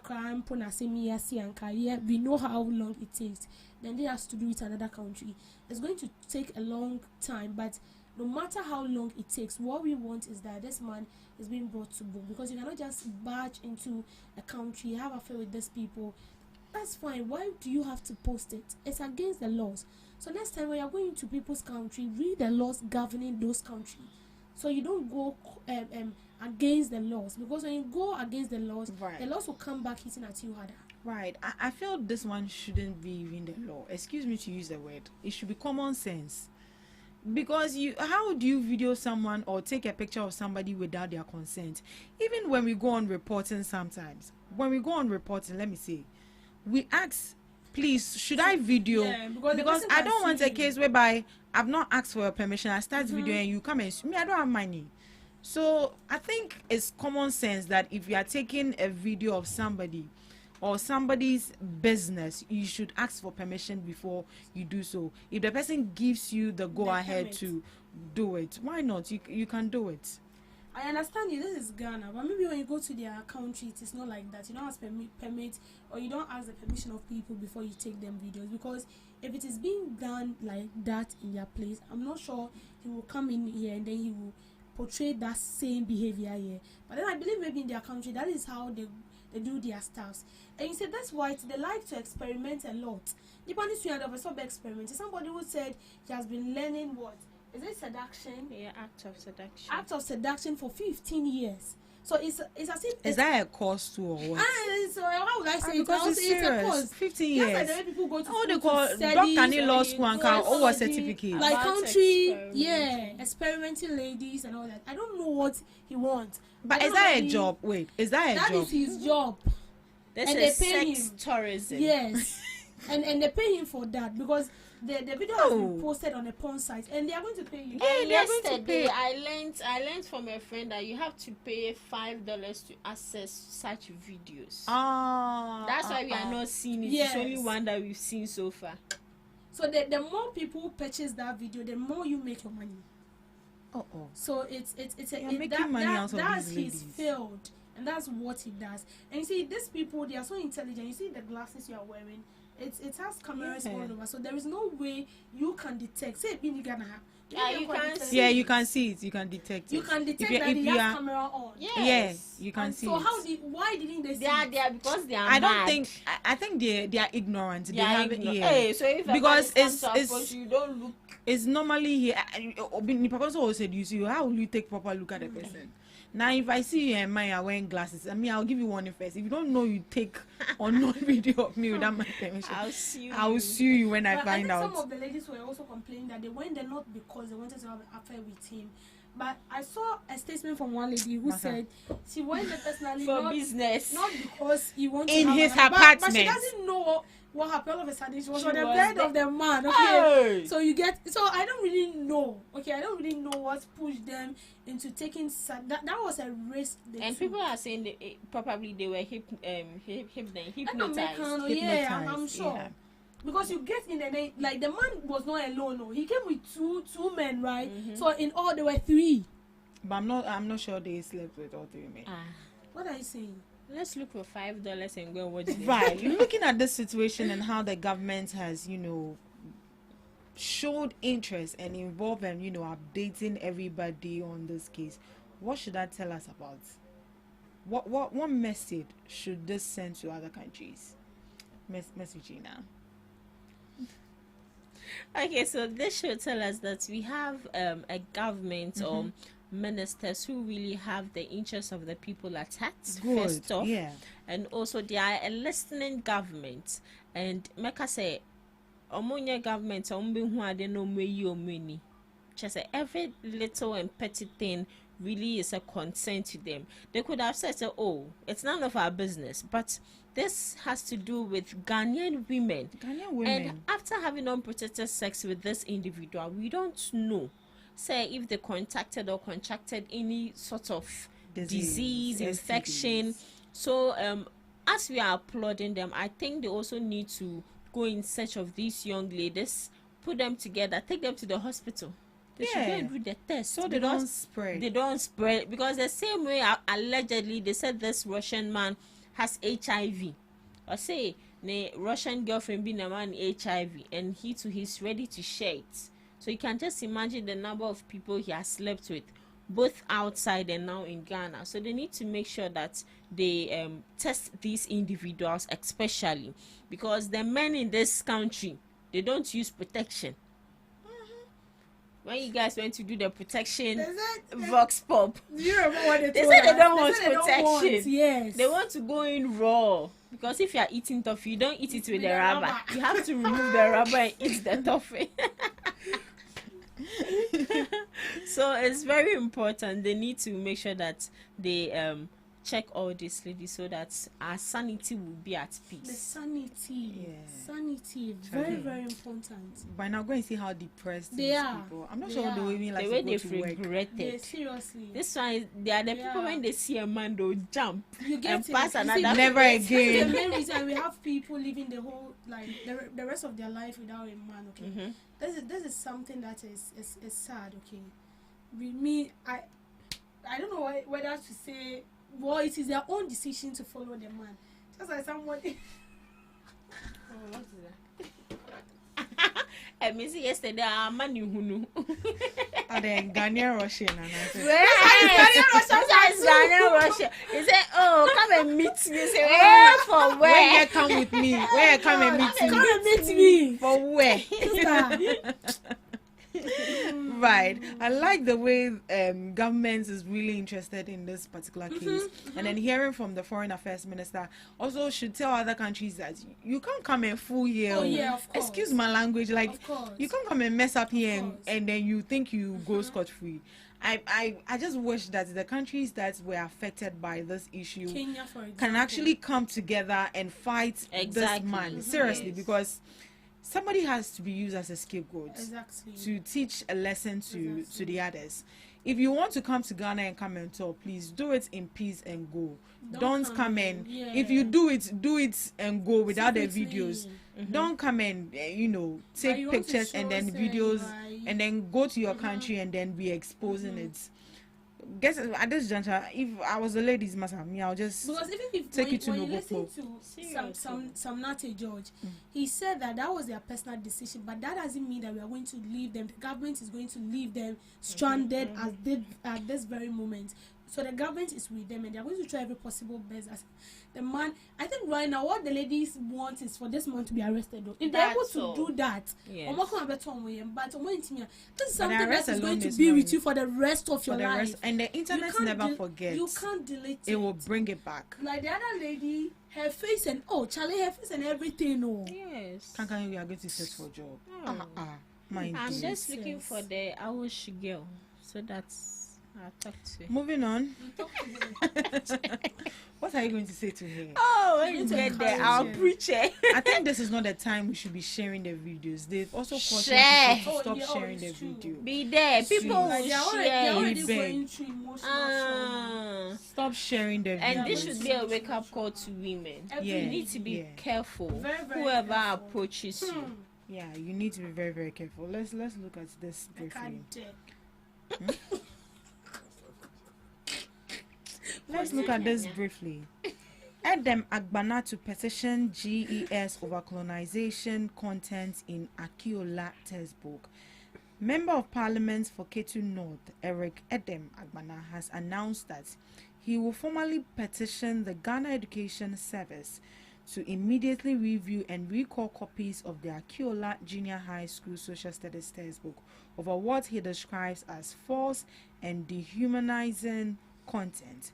In a statement dated February 17th, the MP, who doubles as the Member of Parliament's Select Committee on Education, said he had cited images from pages of the Akiola series Social Studies textbook, which he said contains disturbing sections seeking to outline benefits Ghana has derived from colonization. Mr. Agbana condemned the content, arguing that it attempts to sanitize and glorify colonization despite its devastating impact on Africans and Ghanaians. At a time when President John Dramani Mahama is championing continental effort toward re-preparations, it is deeply responsible to sanitize or glorify a painful chapter of our history, he stated. He described colonization as inhuman and a systemic violation of human rights, dignity, and identity, warning that distorted narrative must not be allowed to shape the minds of Ghanaian children. To address the issue, the MP said his petition to the GES will call for an immediate review and recall of the books and the removal of such harmful perspective from Ghana's curriculum. So this is from Edem Agbana. He happens to be on the Committee for Education. He petitioned GES over colonization content in Akiola textbook. In fact, the books have been published and they've been shared. So does that mean that we don't, even if you don't understand the thing or even benefits, you ask AI? Because if you're using your mind to write it, whatever that will come into your mind is what you write. I feel like this is actually a waste of money, and you trying to encourage people that colonization is actually a good thing. That's very bad. Colonization, it's not a good thing, but in a way those British, they've opened the eyes of Ghanaians. So they should glorify it? No, we are not saying they should glorify it, okay, but in a way. Now, when you look at Ghana and other countries, we were colonized by the British. Look at our way of doing things. We are not saying it's a boy, they help. They literally drain us, especially our resources and all that. But in a way, they've colonized us in a way that although they've not helped us positively, but we've benefited something. Okay, so I'm coming on. The British built roads, railways, sports like the Sakradi, Harbour, Accra Kumasi Railway, which boosted trade and connectivity. Wait, don't do your face like that. You that don't know why I'm doing my face. the way you are looking at me. That is what I'm saying, that in a way, we know that colonization didn't help us, but everything that has its negative aspect also has its positive aspect. And the negative aspect is far, far, far like bigger than the positive. Than the positive side, yes. So if you're saying that they should do something about it, in a way he's right, okay. But that doesn't mean say koto because Akiola is one of the textbooks. Actually, one of the best I'm books. telling you, me, if not for today, I've not heard anyone complaining about Akiola, something included in Akiola. So why would you say that? Well, I don't know what he saw making such claims because colonization didn't help us. But all that's all the same. It didn't help us, but we still have an iota of positivity in it. But he said, looking at how they define it and the benefit they outline, they make it look as if they are glorifying it. Then I think in this case we will have to have a copy of what was being stated in Akiola concerning colonization. Then we can, conclude But right now, I don't really know how they define colonization and how they feel like colonize. So they were actually It's being images. glorified. They were images, but he didn't. I'm sure maybe because they didn't want to extend it, so they didn't share the images. Okay. Because the more you share, the more it goes, and it will escalate the issue. Briefly, Miss Regina. Miss Debbie. Yeah. Miss Regina. Okay, so we will not say that colonization is a good thing because in as much as Debbie said, these people opened our eyes to certain things, that doesn't mean that we should glorify them because they put us through hell. They really did a number on us, and they are still doing a number on us. Oh, Charlie. They are still doing, in fact, I would say that, in fact, we are still being colonized. Independence, no, next month will be another age. Yeah. Celebrating independence, but we are not independent. So as she said, we don't really know the content in the textbook, so we can't really speak much on it. We'll have to go back, do our research, and come back And get the images. exactly, and really know what he's really talking about. Yeah. Right. Thank you so much, my knowledgeable ladies. Thank you for sticking with me throughout this morning. Right. Thank you. We'll go for a quick break. We'll be back with our guest. Are you ready to amplify your business or brand's reach and make a meaningful impact in Ghana and beyond? Partner with GhanaTalks Radio today to connect with a diverse audience across Ghana and beyond. Elevate your brand through on-air promotions and social media. Boost your brand during prime time. With GhanaTalks Radio, you can extend your reach across digital platforms. GhanaTalks Radio is not just a station, it is a community hub where your brand becomes part of the conversation. Join us in fostering connections, celebrating culture, and making a lasting impression. For customized sponsorship packages and enquiries, email contact@GhanaTalksRadio.com or call +233 202 544614. GhanaTalks Radio, giving the youth a voice.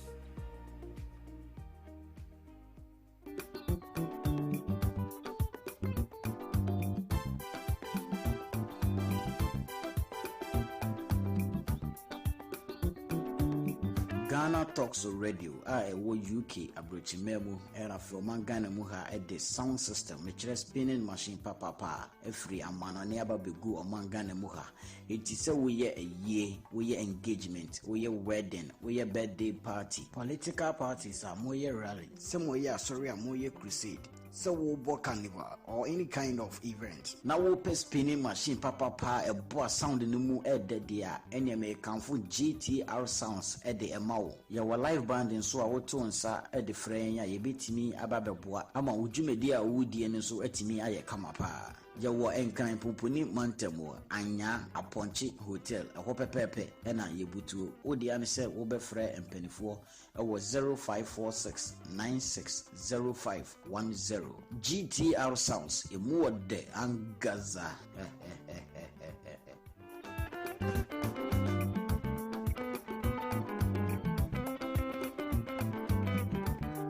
This is GhanaTalks Breakfast Show, your morning companion. This is GhanaTalks Breakfast Show, your morning companion.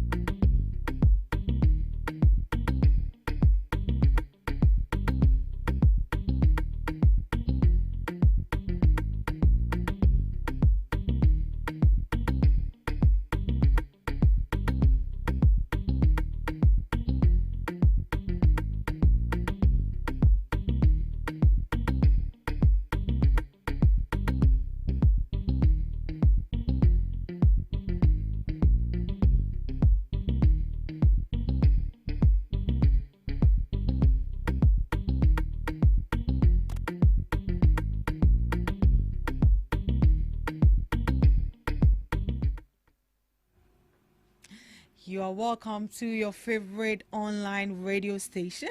This is the GhanaTalks Breakfast Show right here on GhanaTalks Radio. We are streaming live on Facebook at GhanaTalks Radio, on YouTube at GhanaTalks Radio, and on X at GhanaTalks Radio, formerly known as Twitter. So if I say X, I don't mean to say somebody's X or X, I mean Twitter, right? And I'll say Twitter. Right, you are welcome to the second segment of the show. And as you know it, today we have interesting topics that we need to dive into. So this morning, I have a gentleman seated right here in the studios, a fine gentleman in his fine African print seated right here in the studios. And our NPP communicator will be joining us shortly, and we'll be diving into the issue. But, we'll begin with him, and then Enoch will join us. Mr. Enoch Ake will join us later. So sitting right here in the studios with me is Mr. Isaka Aremeyao, ATU 10 Communication Officer and also an NDC communicator. Good morning to you, Mr. Isaka. Good morning. How are you doing? I'm fine, thank you. And you? I'm doing well. I hope it wasn't a struggle getting here. Oh, not really. You know the area, eh? Now you be assemblyman. Oh, really? That's nice. Right. Good. It's good to have you here. Oh, thank you very much. Right. And since you said it wasn't a struggle getting here, does that mean that our transport crisis issue, there's been some sort of improvement? Would you agree with me if I say there's an improvement? Come again. What I'm trying to say is that since you mentioned it wasn't, difficult getting here, would you say that there's been an improvement in our transport crisis? Yeah, actually, when I was coming, I had a motorbike, so I didn't join a car. You didn't join any car, right? We thank God. But looking at the situation, what would you say? Do you say we are improving, or the issue is still the same as it was? No, we are improving. So as you can see, since NDC takeover, there's been a lot of improvement at the fuel sector. When you look at when we came to power, I think the fuel price, I think 1 liter was about 25 cedis or so. 17 or? Yeah, I think 17 or 25 cedis or so. Mm-hmm. But now as we are speaking right now, I think 1 liter is about 10 cedi, 99 pesos or so, something like that. So I think Please, there's an improvement on that. Kindly talk, be audible a bit. Okay. Right. So we can proceed. You can continue with the conversation. Sure. Right. So as you were saying, you can continue. Okay.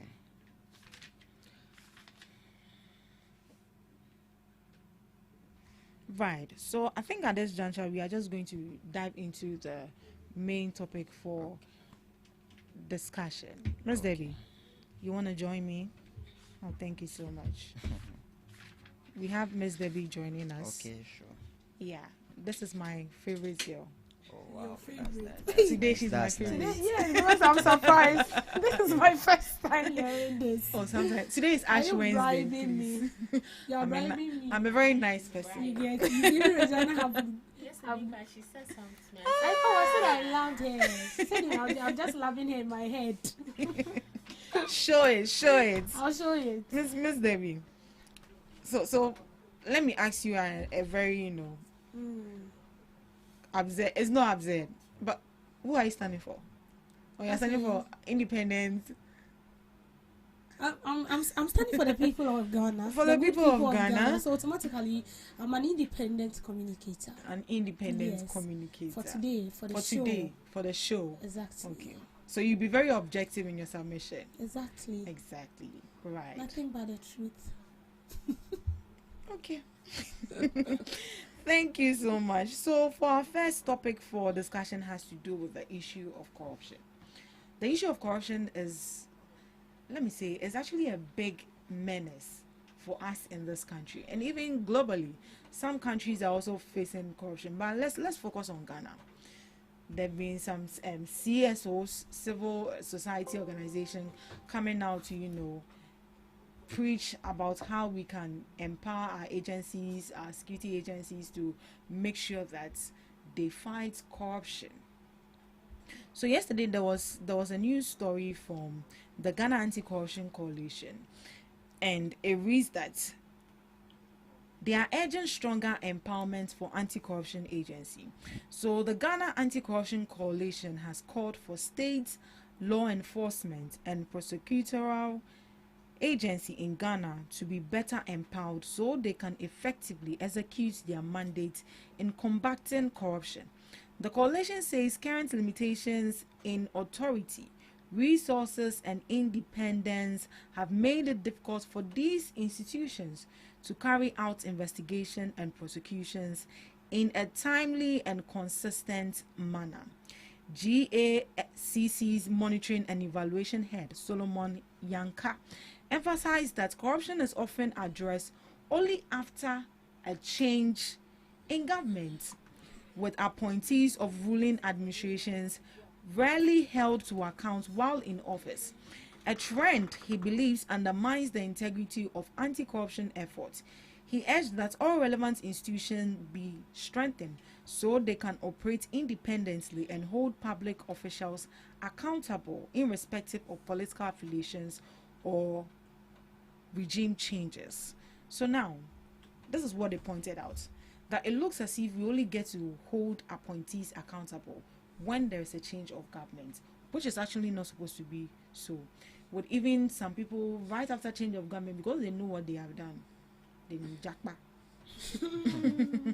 So right now, let's start from the top. Looking at anti-corruption bodies right here in Ghana, we have the OSP, we have the Attorney General's office, we have SHRAJ, we have IECO. You know, they are independent bodies. Do you think that they are working independently as an anti-corruption body? Mr. Isaka, let me hear from you. Okay, thank you very much for the question. Yeah, you know, they are working independently, and you think they are not any influencers, or they are not affiliated to any political party or anything at all? Okay, we all know that it is the president who appoints them, and we all know that their position is an independent position. They work independently. They don't need government influence to control them. But here lies the case that opposition have been, mounting pressure on them. Yeah, it's a political, strategy, but we know that. But they are independent organization on their own. They don't take, advice, or they don't take instructions from anyone in the government, in the current government or outgone government. But we know that they are appointed by the president or the current government, but they work independently. Right. You mentioned that they don't do something, appoint, or what did you say? No, I said they don't take instructions from any government. From any government. Yeah, any government personnel in power. Basically, they work independently their own. On their own. Right. Miss Debbie, your thoughts. Do you think that these agencies are working independent, these anti-corruption agencies? Okay, so on a normal basis, they are supposed to work independently. Like, as you mentioned, the IECO, the Auditor General, the OSP, all these people are supposed to work independently. But for me, I feel like their office is kind of intruded by politicians in a way. Because sometimes how they are supposed to go about their activities and how they are supposed to prosecute people are so much endowed with corruption, they don't do it as such. So instances where maybe a politician is being noticed as someone who has embezzled state fund from the country, and this person is supposed to be prosecuted, and then let's say SHRAJ has taken the person on, or let me take the OSP for instance. When Ken of Oriata issues came on board of embezzling state money, including the cathedral issue, including the GRA, SML, and all that. We saw instances where the OSP said that when the issue was brought on his table, he took an action, but he was in a way prevented by the gendarmes. And then they asked him who was the gendarmes, and then he said the MPP. So we shouldn't forget that Ken of Oriata has a relation with Akufo-Addo. That was what he said. And if you remember, he was even asked why they left Ken Ofori-Atta to leave this country when they fully know that this man has not helped the country in a way, especially in everything that has to do with our economy. And then he said the man even got to the airport. I mean, maybe he flown out before he even got to know, because at the time the former president was still in power and they still have connections. And so it looks as if all the security agencies were working with the government, but not him. So in a way, the OSP is trying to convey a message that his office is being intruded. Now let me also give you another example. When Domelevo was being appointed as the Auditor General during Akufo-Addo's tenure in office, we saw how this man was on politicians, especially politicians who are too much into corruption. We saw it. And then we saw Akufo-Addo giving him 169-day leave by force to go home. Like, just go and rest without stating what the man did. Just because then time, I think, is it something Marfos or Safo Marfo or something? But there was this contract that he engaged in, sending money that involves corruption and all that. So that case was being brought off by the then Auditor General, which was Dr. Daniel Yao Domelevo. And then Akufo-Addo gave him 169-day leave just like that. And after that, the man left office and never came back. So you see, these offices, as I mentioned, they are supposed to work independently. But so long as we are not seeing them working effectively and efficiently, it means that their office is being intruded by an upper hand. And who is this upper hand? These are the politicians. The same people that will come and tell you that the OSP needs to work as an independent body, Iyoko needs to work as an independent body, Attorney General needs to work as an independent body. The same people, if Attorney General should bring someone on board right now, there'll be the same people that will be calling Attorney General, you don't have to do this, you don't have to do that. Another example, the NSS scandal, where Gifty Owari, an employee who has been employed by government and also had this NSS people and all that, and then he was taking this money that was meant for NSS personnel, paying people diseased, people that, I mean, students that were not even working as NSS personnel. When this woman was arrested, did you see how the opposition were ranting about this whole issue? They make it look as if Mamina Wanyashe and the government is after them, and then they make claim that this current government is intimidating their people, which is not so, because this is what have been stated. And we saw instances where NSS personnel last year were demonstrating because they were not being paid, not knowing they were being paid, but the money was being diverted into private accounts. So who did it? You head that office. So you need to be accountable. And so these offices that are supposed to step in and then ensure that the right thing is being done. These same politicians have become a thorn or a threat to this independent bodies, and they are not able to execute their mandate.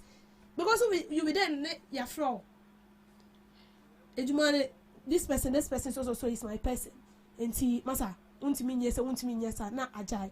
Another example is that man who spoke ill.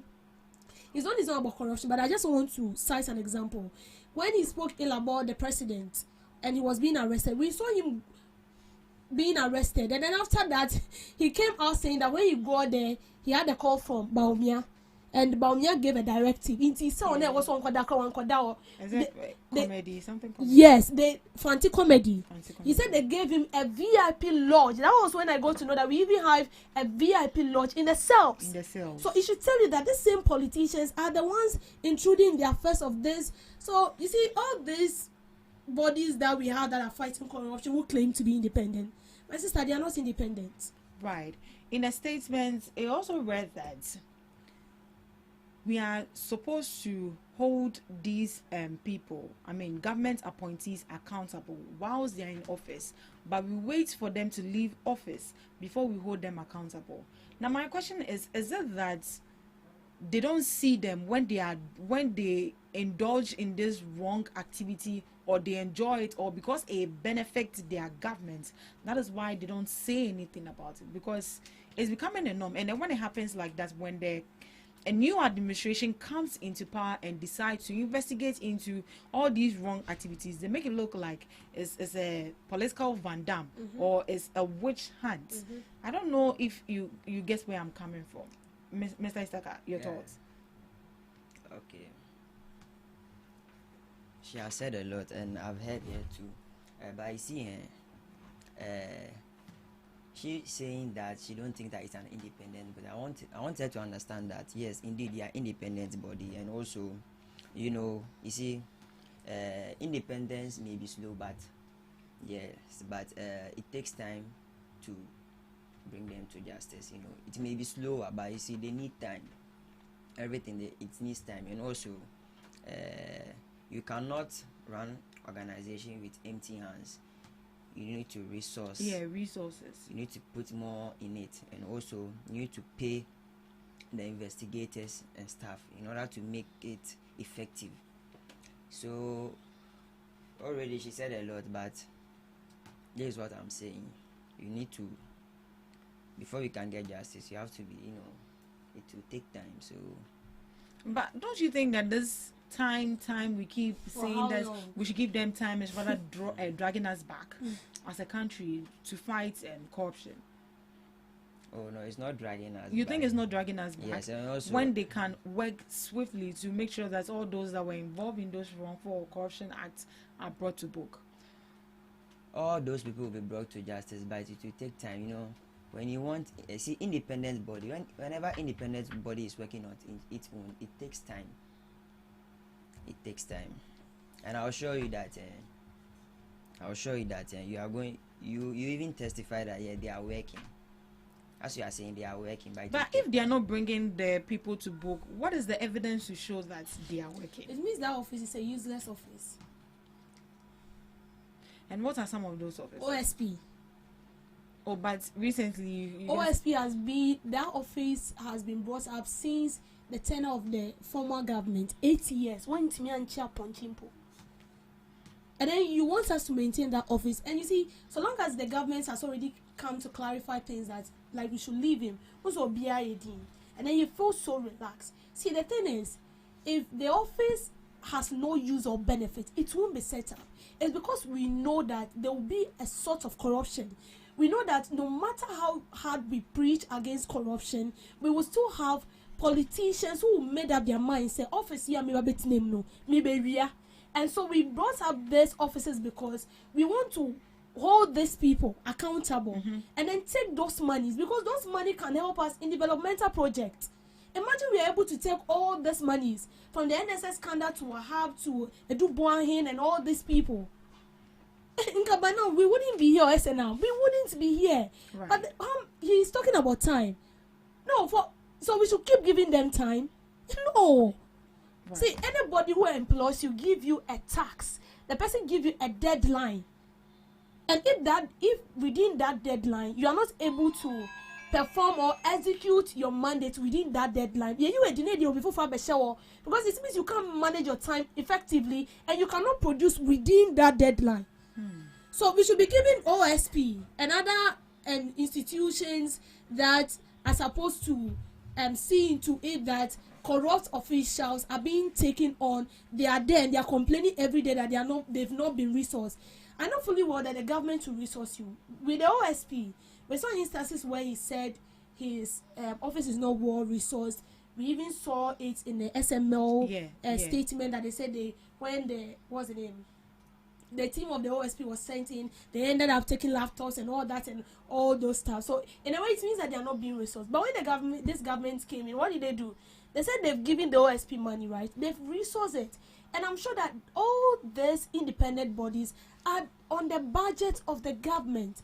Anytime they goes to parliament to read our budget, they allocate some funds for them. So what do they use that money for? Yes, that the funds are not enough for them to execute what they have to do, for me, I feel like it's enough. For they are just not doing it. What is making them inefficient and ineffective? For that I can't really tell, but I feel like it still stands on one thing, which is they are being intruded by the same politicians that is preventing them from doing their way. Because you can't tell me that any government that brings out an office does not resource that office. Like, why would Martin Pebu be demonstrating that the office of the OSP should be scrapped? Because every month the OSP is being paid. OSP employs people who work at the office of the special prosecutor. All these people are being paid every month. And so in a way, the government is resourcing the office of the special prosecutor. But still, you are doing the same thing. So what is your essence? Your office needs to be scrapped completely. And then you ask a question that people are in office, a government comes into office, and then they don't prosecute people. But they leave office and they wait for the new administration to come in, just as we are seeing in a political cycle right now. It's after they left, NDC came in, and then we saw that NSS scandal and all that. Is it that they enjoy it or they benefit from it? Which is which? They enjoy stealing from the ordinary. Or is it they don't see it? They don't see what? Or there's no proper monitoring, any supervision? No. There is monitoring, but even those monitors are also thieves. They are monitoring. You can't tell me that we don't. We have a lot of people who have been assigned to monitor the affairs of all these things, but they are thieves. So somebody have been asked to monitor. One man is what pay fat envelope of money. The person wouldn't talk because he knows that he's getting something from it. And the more reason why they refuse paying attention to what is going on, they know what is going on, is because they are all thieves. They are thieves because I enjoy, I also enjoy. So then it means that we will all go down the drain. So it's a purposeful something that they've already planned to do.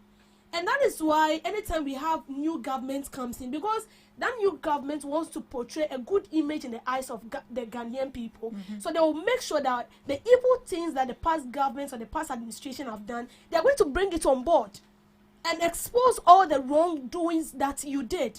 If not for NDC, we wouldn't even know that there was an NSS scandal. But wait, is this the first of its kind?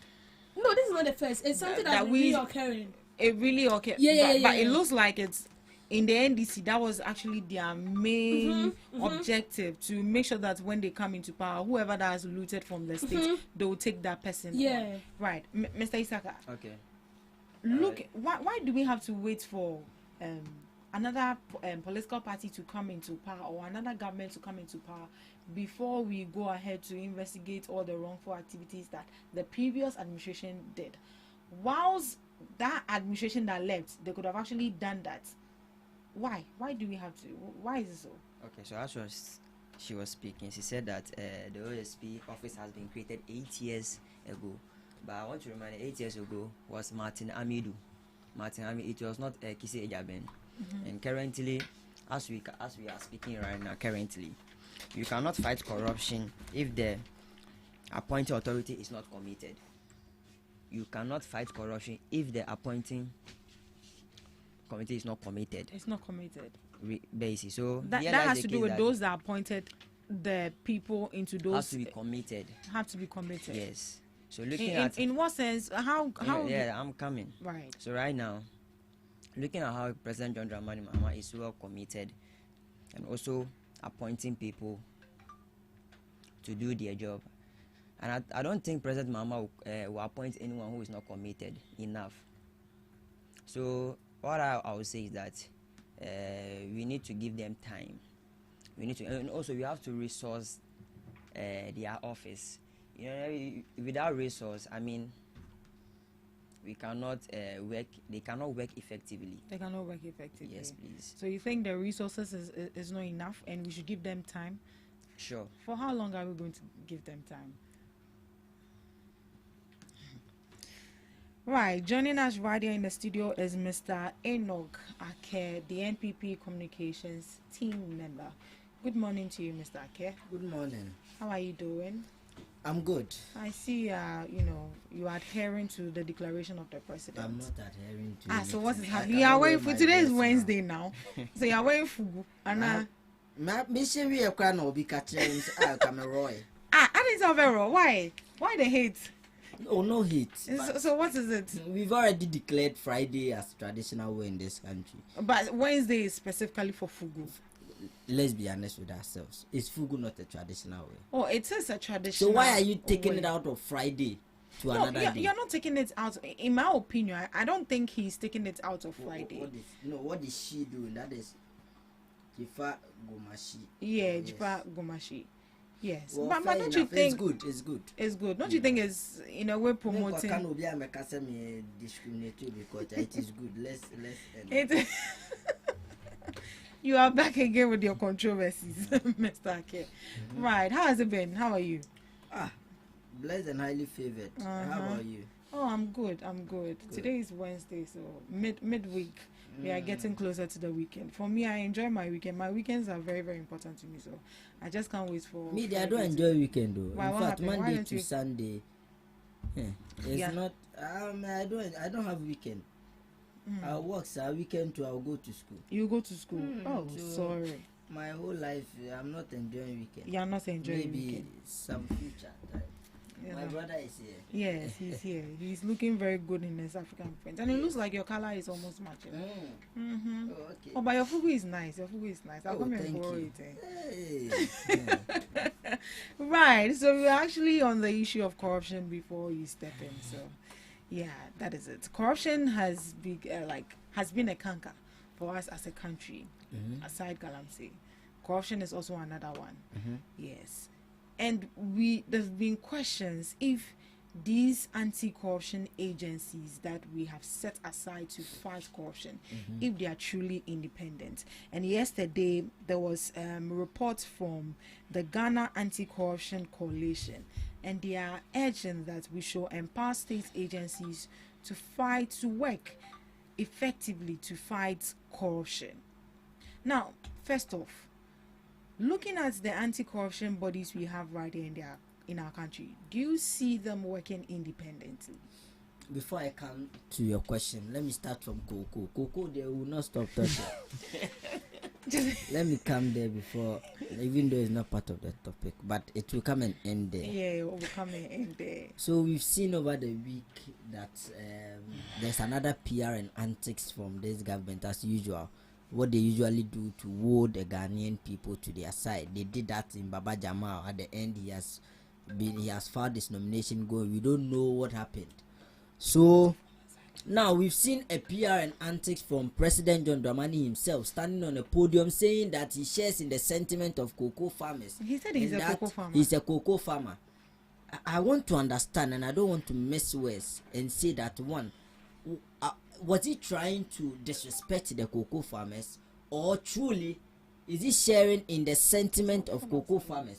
Because these are cocoa farmers who depend solely on what they do to survive. I want to ask President John Dramani Mahama, does it depend solely on cocoa farming for his livelihood, for his school fees of his children, healthcare and everything?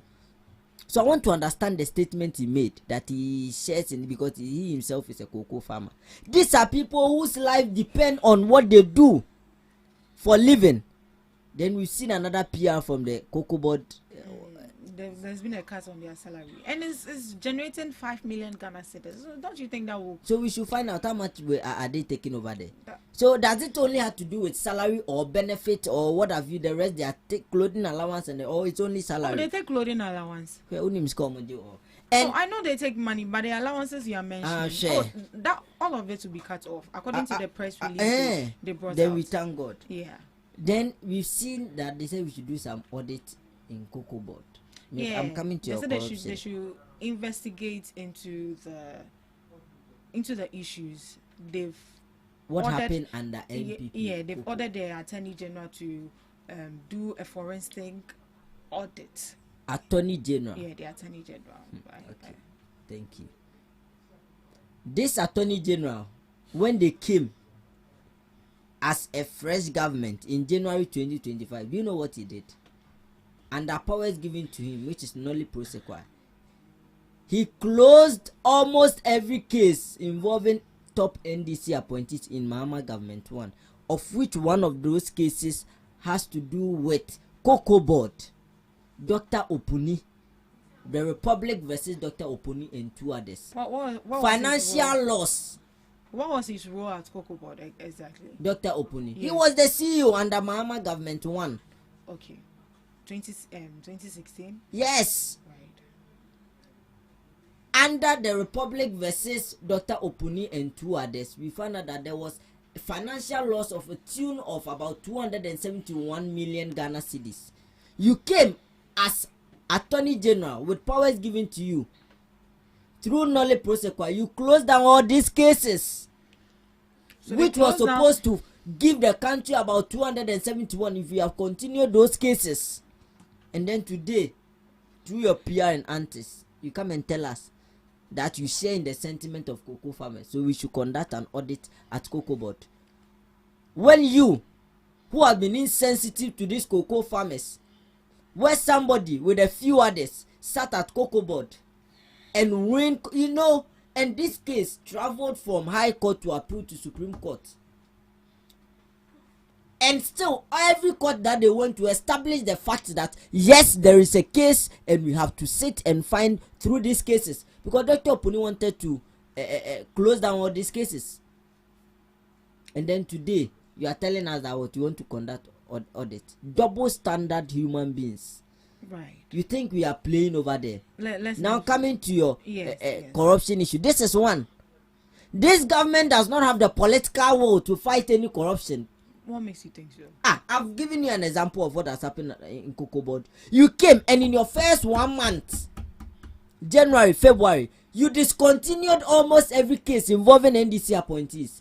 So what gives you that power? What gives you that will to prosecute others? When you came, you had people who had misappropriated funds and were facing trial, including Dr. Opuni of Cocoa Board. Through Nolly Prosequai, you discontinued all these cases. You left them to go free. 271 million Ghana cedis. You left them to go free, and today you are telling us that you have that will to fight corruption. No, sorry. They do not have that will. But they are the last people to even talk about corruption. Right. But looking at the anti-corruption bodies we have right here in our country, do you believe they are working independently? Oh, no, they are being influenced? Currently, what we are seeing is that they are being used as a tool to fight political opponents. Yeah, that is what I was saying. But you don't see it as these people indulging or engaging themselves in wrongful acts. That is why they have to investigate. What I am saying is that they are being used to fight political opponents. It is as simple as that. So because let me give you an example. The special prosecutor, you saw he brought out a letter when we doing Baba Jamal's TV sharing and what have you that happened. When we pressured him, he wrote the letter. What was inside? First paragraph. He mentioned MPP's name first. Yes. Before coming to NDC. Before coming to NDC. When we had finished our presidential election. But you were the first to hold the election. You could. Does why? It really count? Pardon? You were the first to hold. So why didn't he? If you thought that there was some vote buying or what have you, why didn't he come out with that letter? But waited when people pressured him concerning publicly when they were sharing TVs and the rest. That should be another question we should be. You brought out your letter and you wanted to reference MPP before you could talk about NDC. But you think they have that political will to fight? Right. But don't you think that it would have been unfair if he just investigates into the issue of just the NDC when the NPP also just held their no problem. What prevented him from doing that all that period after we complete? Because this was clearly after NDC completed their Ayawasuba election that he came out with the letter. What was preventing him? Right, but do you think that he would have still gone ahead to investigate? No, the only problem is that the only reason he came out with that letter is we saw clearly on television people carrying TV, people taking 3,000, people taking rice. That compelled him to come out with that communique, and he had to reference NPP. So let me tell you something: the NDC, as a government, do not have that political will to fight corruption. I'm telling you the honest truth. Where is Oral? What didn't they tell us? How much did they tell us Oral will give us? Where are they? All those Oral people, where are they? Their mouths are full. They do not have time. You ask them, they say, go and ask this one. Go to Attorney General. Attorney General says, I have to close docket, I have to open docket, I have to go to court, I have to do this. You still trust the NDC. You trust them at your own peril. So let me tell you the honest truth. The NDC does not have the political will. And let me tell them that whatever they want to do at Cocoa Board, they should start from Mahama government one, because they went to buy fertilizers and destroy cocoa farms. They caused financial loss to the state. You came and you discontinued all those cases, and you want us to trust you that you can conduct a better audit at Cocoa Board. Right. Please. But looking at your government, were these agencies able to bring anybody to book at all? Were they able to fight corruption under your government? I do not have that data, so I cannot speak much to that. You can't speak much on that. Right. What the GACC also mentioned was for the fact that they emphasized that corruption is often addressed only after a change in government, with appointees of ruling administrations rarely held to account while in office, a trend he believes undermines the integrity of anti-corruption efforts. So in short, what it's trying to say is that these corruption cases or scandals only come out when there's a new government in power. Does that mean that in the previous administration or during a particular term of a government, they don't look out for the wrong activities, or they don't investigate or fight the corruption that happens during their tenure?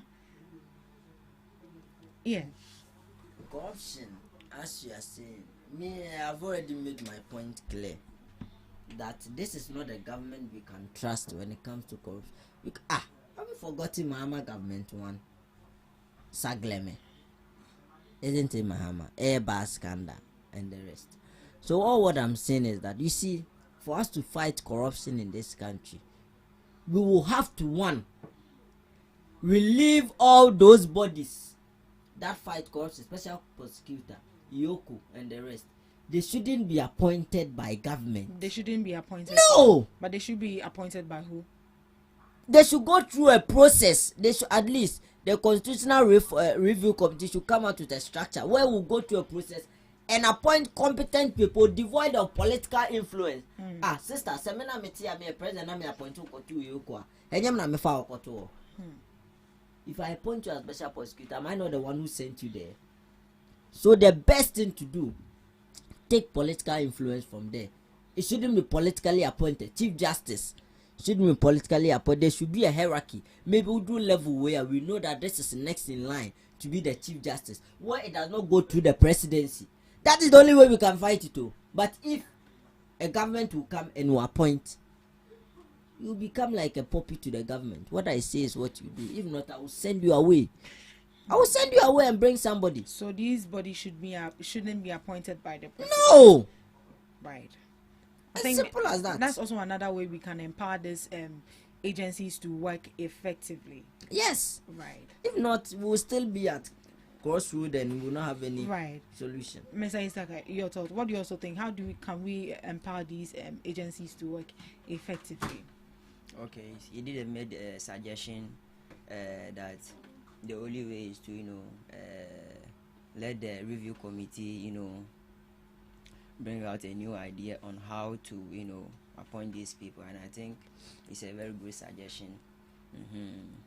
And aside that, okay, and aside that, for him to be saying that once the president appoints you to that position, meaning the president is the one who is controlling, I don't think so, because it's an independent body and they work on their own. They don't take instructions from anyone, basically. So I don't buy into that. Right. But Mr. Enoch, have there been cases that you've seen that because the president appoints these people, there's been some sort of intrusion when it comes to their work? I just want to be careful on my words so I don't end up at Yoko or NIB. Yes, I just. But I think there's a better way you can see it, or there's no other better way. There is no other better way. No, you can sugarcoat it, my dear. So let's just be honest and very objective. Oh no, that is the honest truth. It happens. Right. Now let's look at the Corruption Perception Index. So in 2024, Corruption Perception Index released by Transparency International, Ghana scored 42 out of 100 and ranked 80 and ranked 80th out of 180 countries.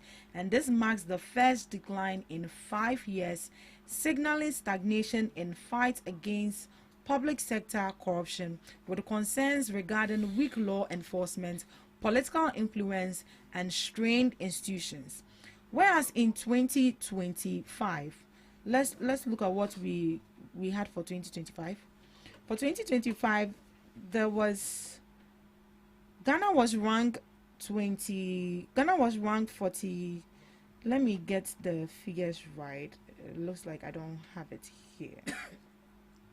But looking at how the perception index went about, we ranked 42 out of 100 countries.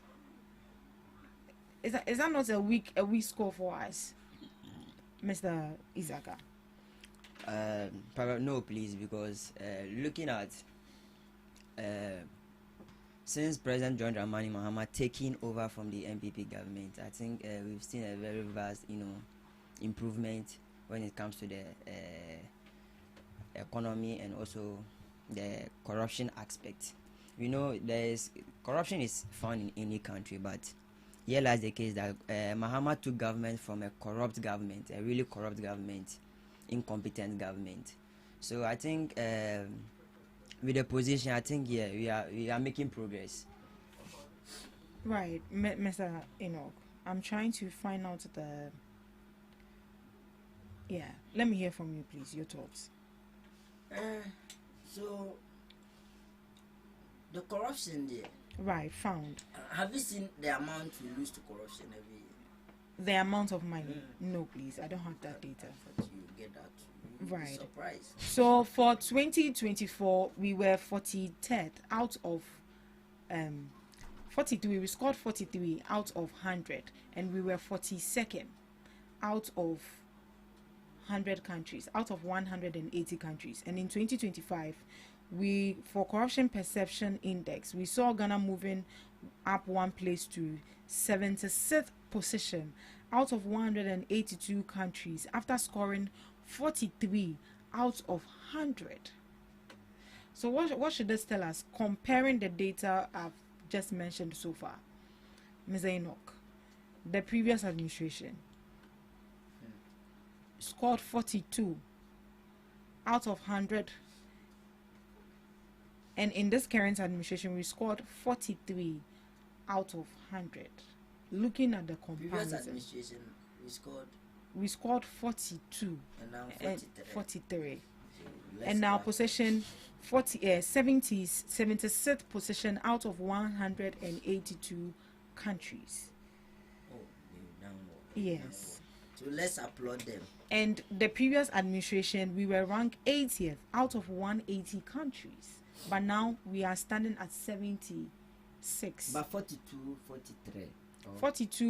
42 out of 10. 10%. That was what we were ranked last So 2 years. The previous administration. All what we are saying is that we should just put structures in place. Because I thought if you should go and see the amount of money we spend to corruption every year in this country, you'll be surprised what that money can do in Ghana. But we are getting to a point where we are all agreeing that it is part of the system, the canker is, and you see, it will not just take a moment to take it away. Even from top to down, everywhere, corruption is all over. When we put people before court, when we try them for corruption issues, we find way to get them out. Their government comes, they take them away.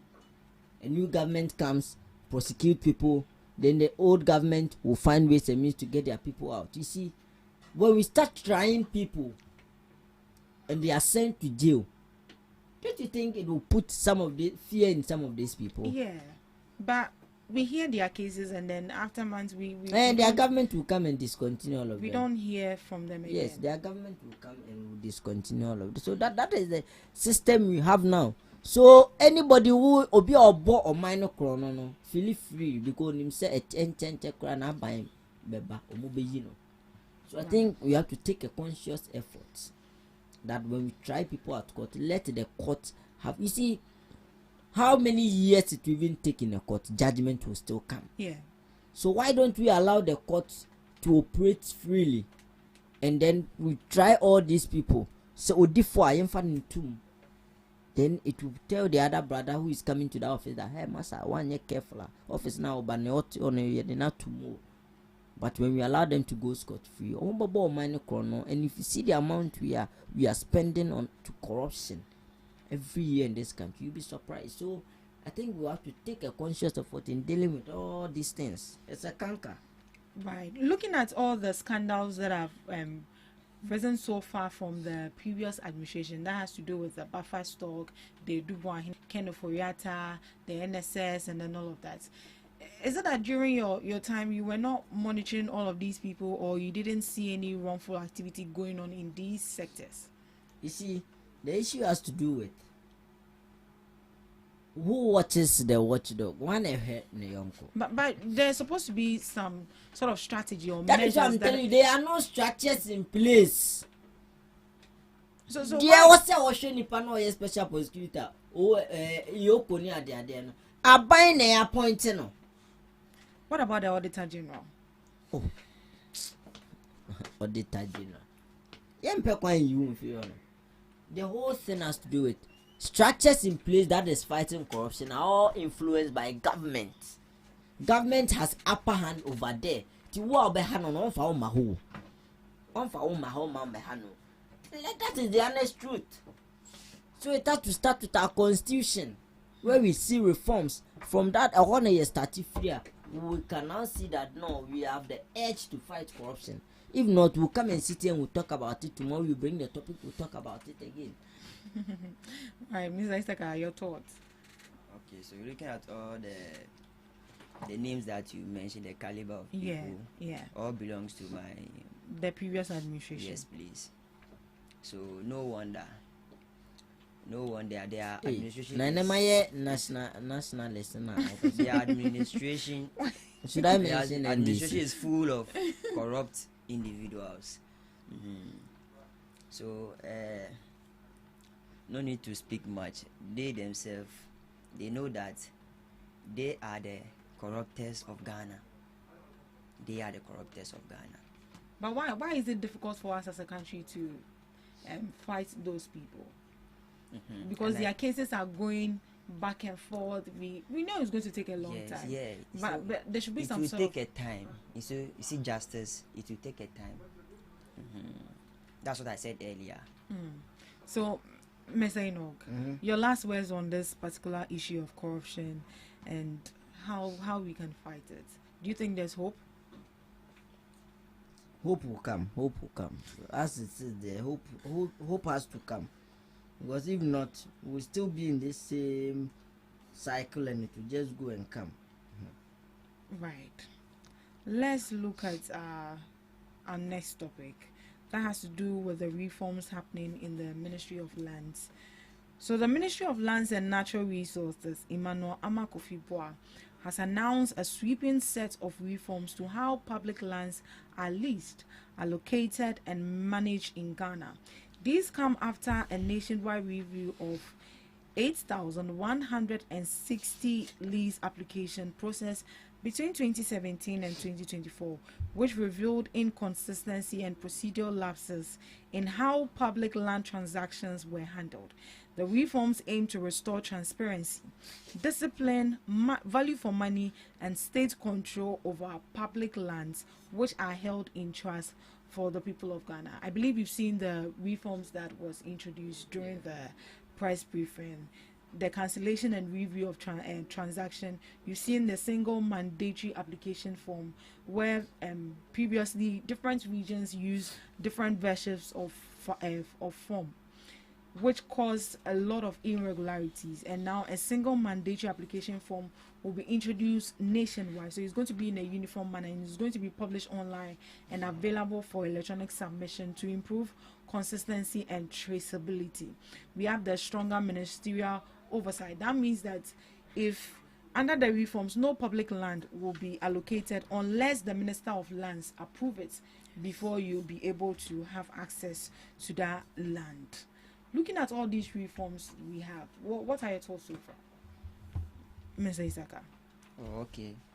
Actually, it's a very good initiative and it's a very good reforms that the Minister of Lands and Natural Resources and our beloved President John Dramani Mahama has put in place, and it's a very good reforms too, and it's going to protect our lands from from these people encroaching our lands illegally, such as the former administration, the MPP government. as we all know, within 8 years, they have encroached over 4,000 lands illegally. Illegally. Right. Oh yeah, illegally. State lands. State-owned lands, not private-owned, which is a very bad precedence of them. And so I think these reforms are there to protect the citizens and also to protect our lands from such people, because whenever such people are in government, they only think of their bellies and also to enrich themselves. So we need to do something to curb all these problems. That's why we brought up these reforms. Mr. Enoch, what do you think of these reforms? I want to be a nationalist, but my brother is forcing me to.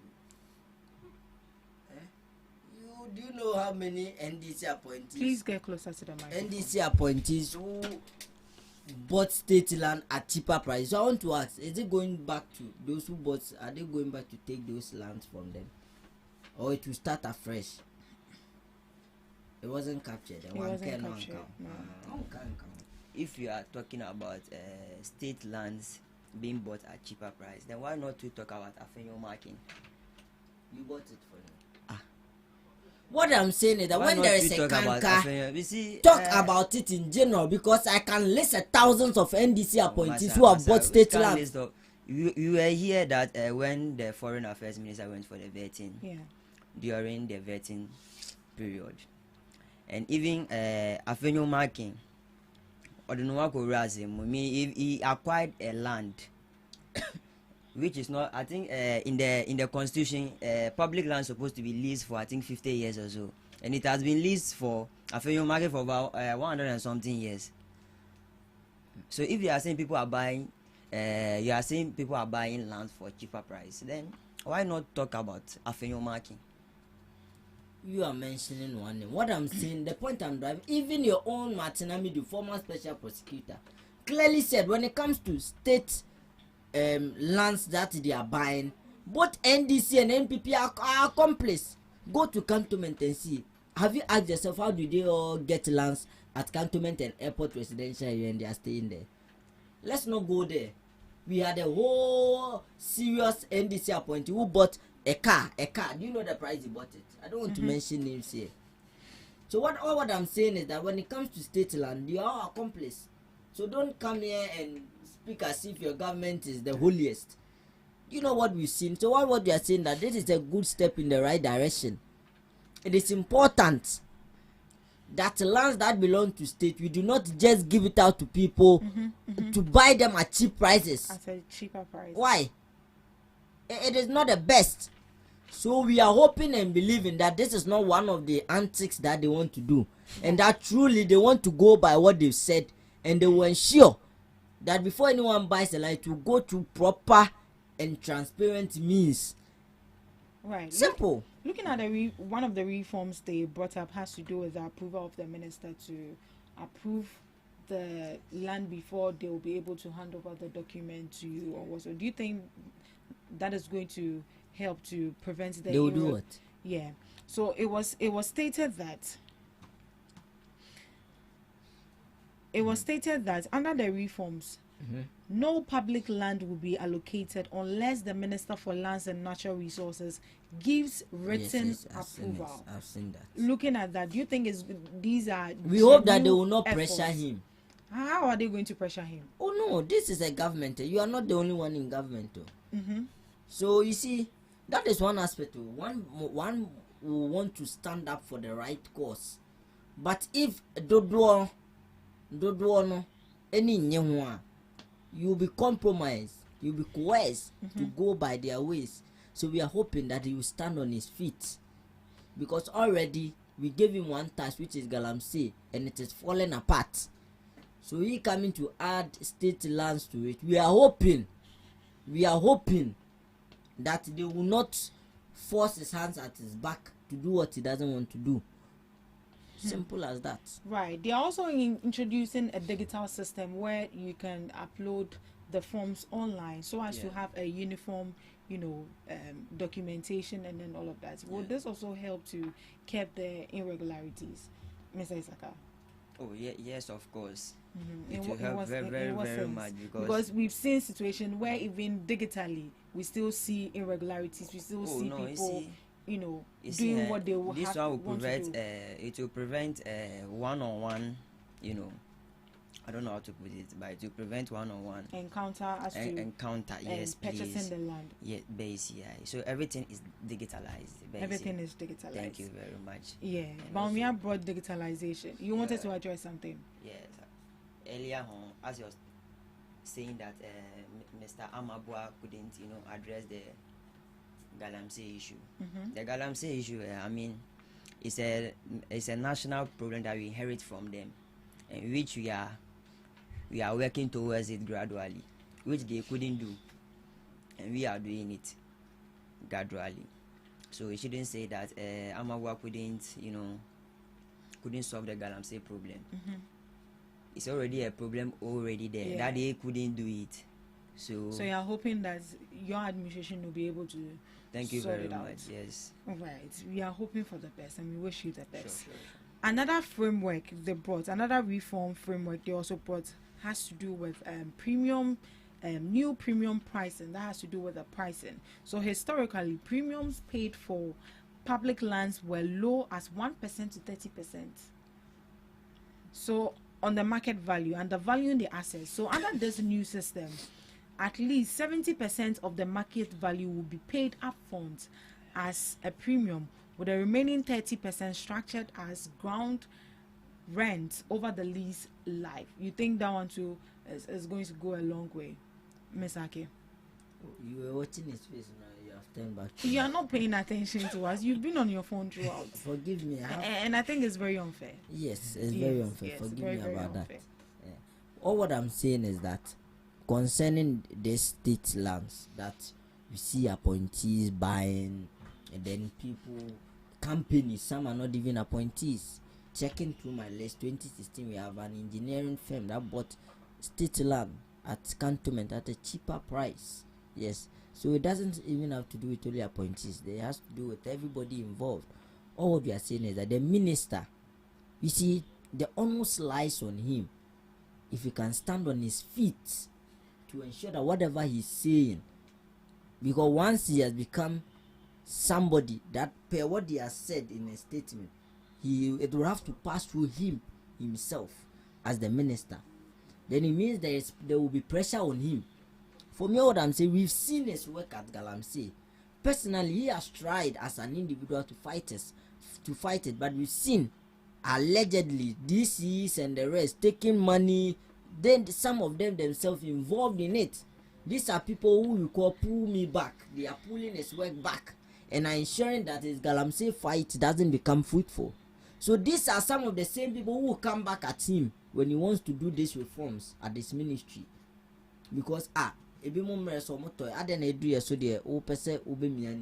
come hard at him.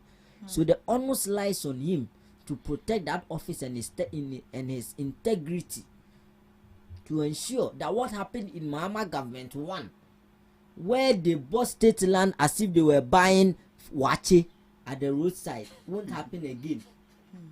And we ensure that it won't be just by mouth and just by PR and answers, but he will go by what he has said and ensure that nobody born of man, what happened in Mahama government 1 will not happen again. It is as simple as that, and we'll just be back monitoring him, just like the way he gave it to President Akufo-Addo, and we gave him Galamsey and Achia as a Buna Achiano. It is the same way opposition will be monitoring that what he has said, he will be able to go by that words. Simple. Right. Your last words, please. They have to monitor because a proper government is in power and putting measures in place to curb all this problem.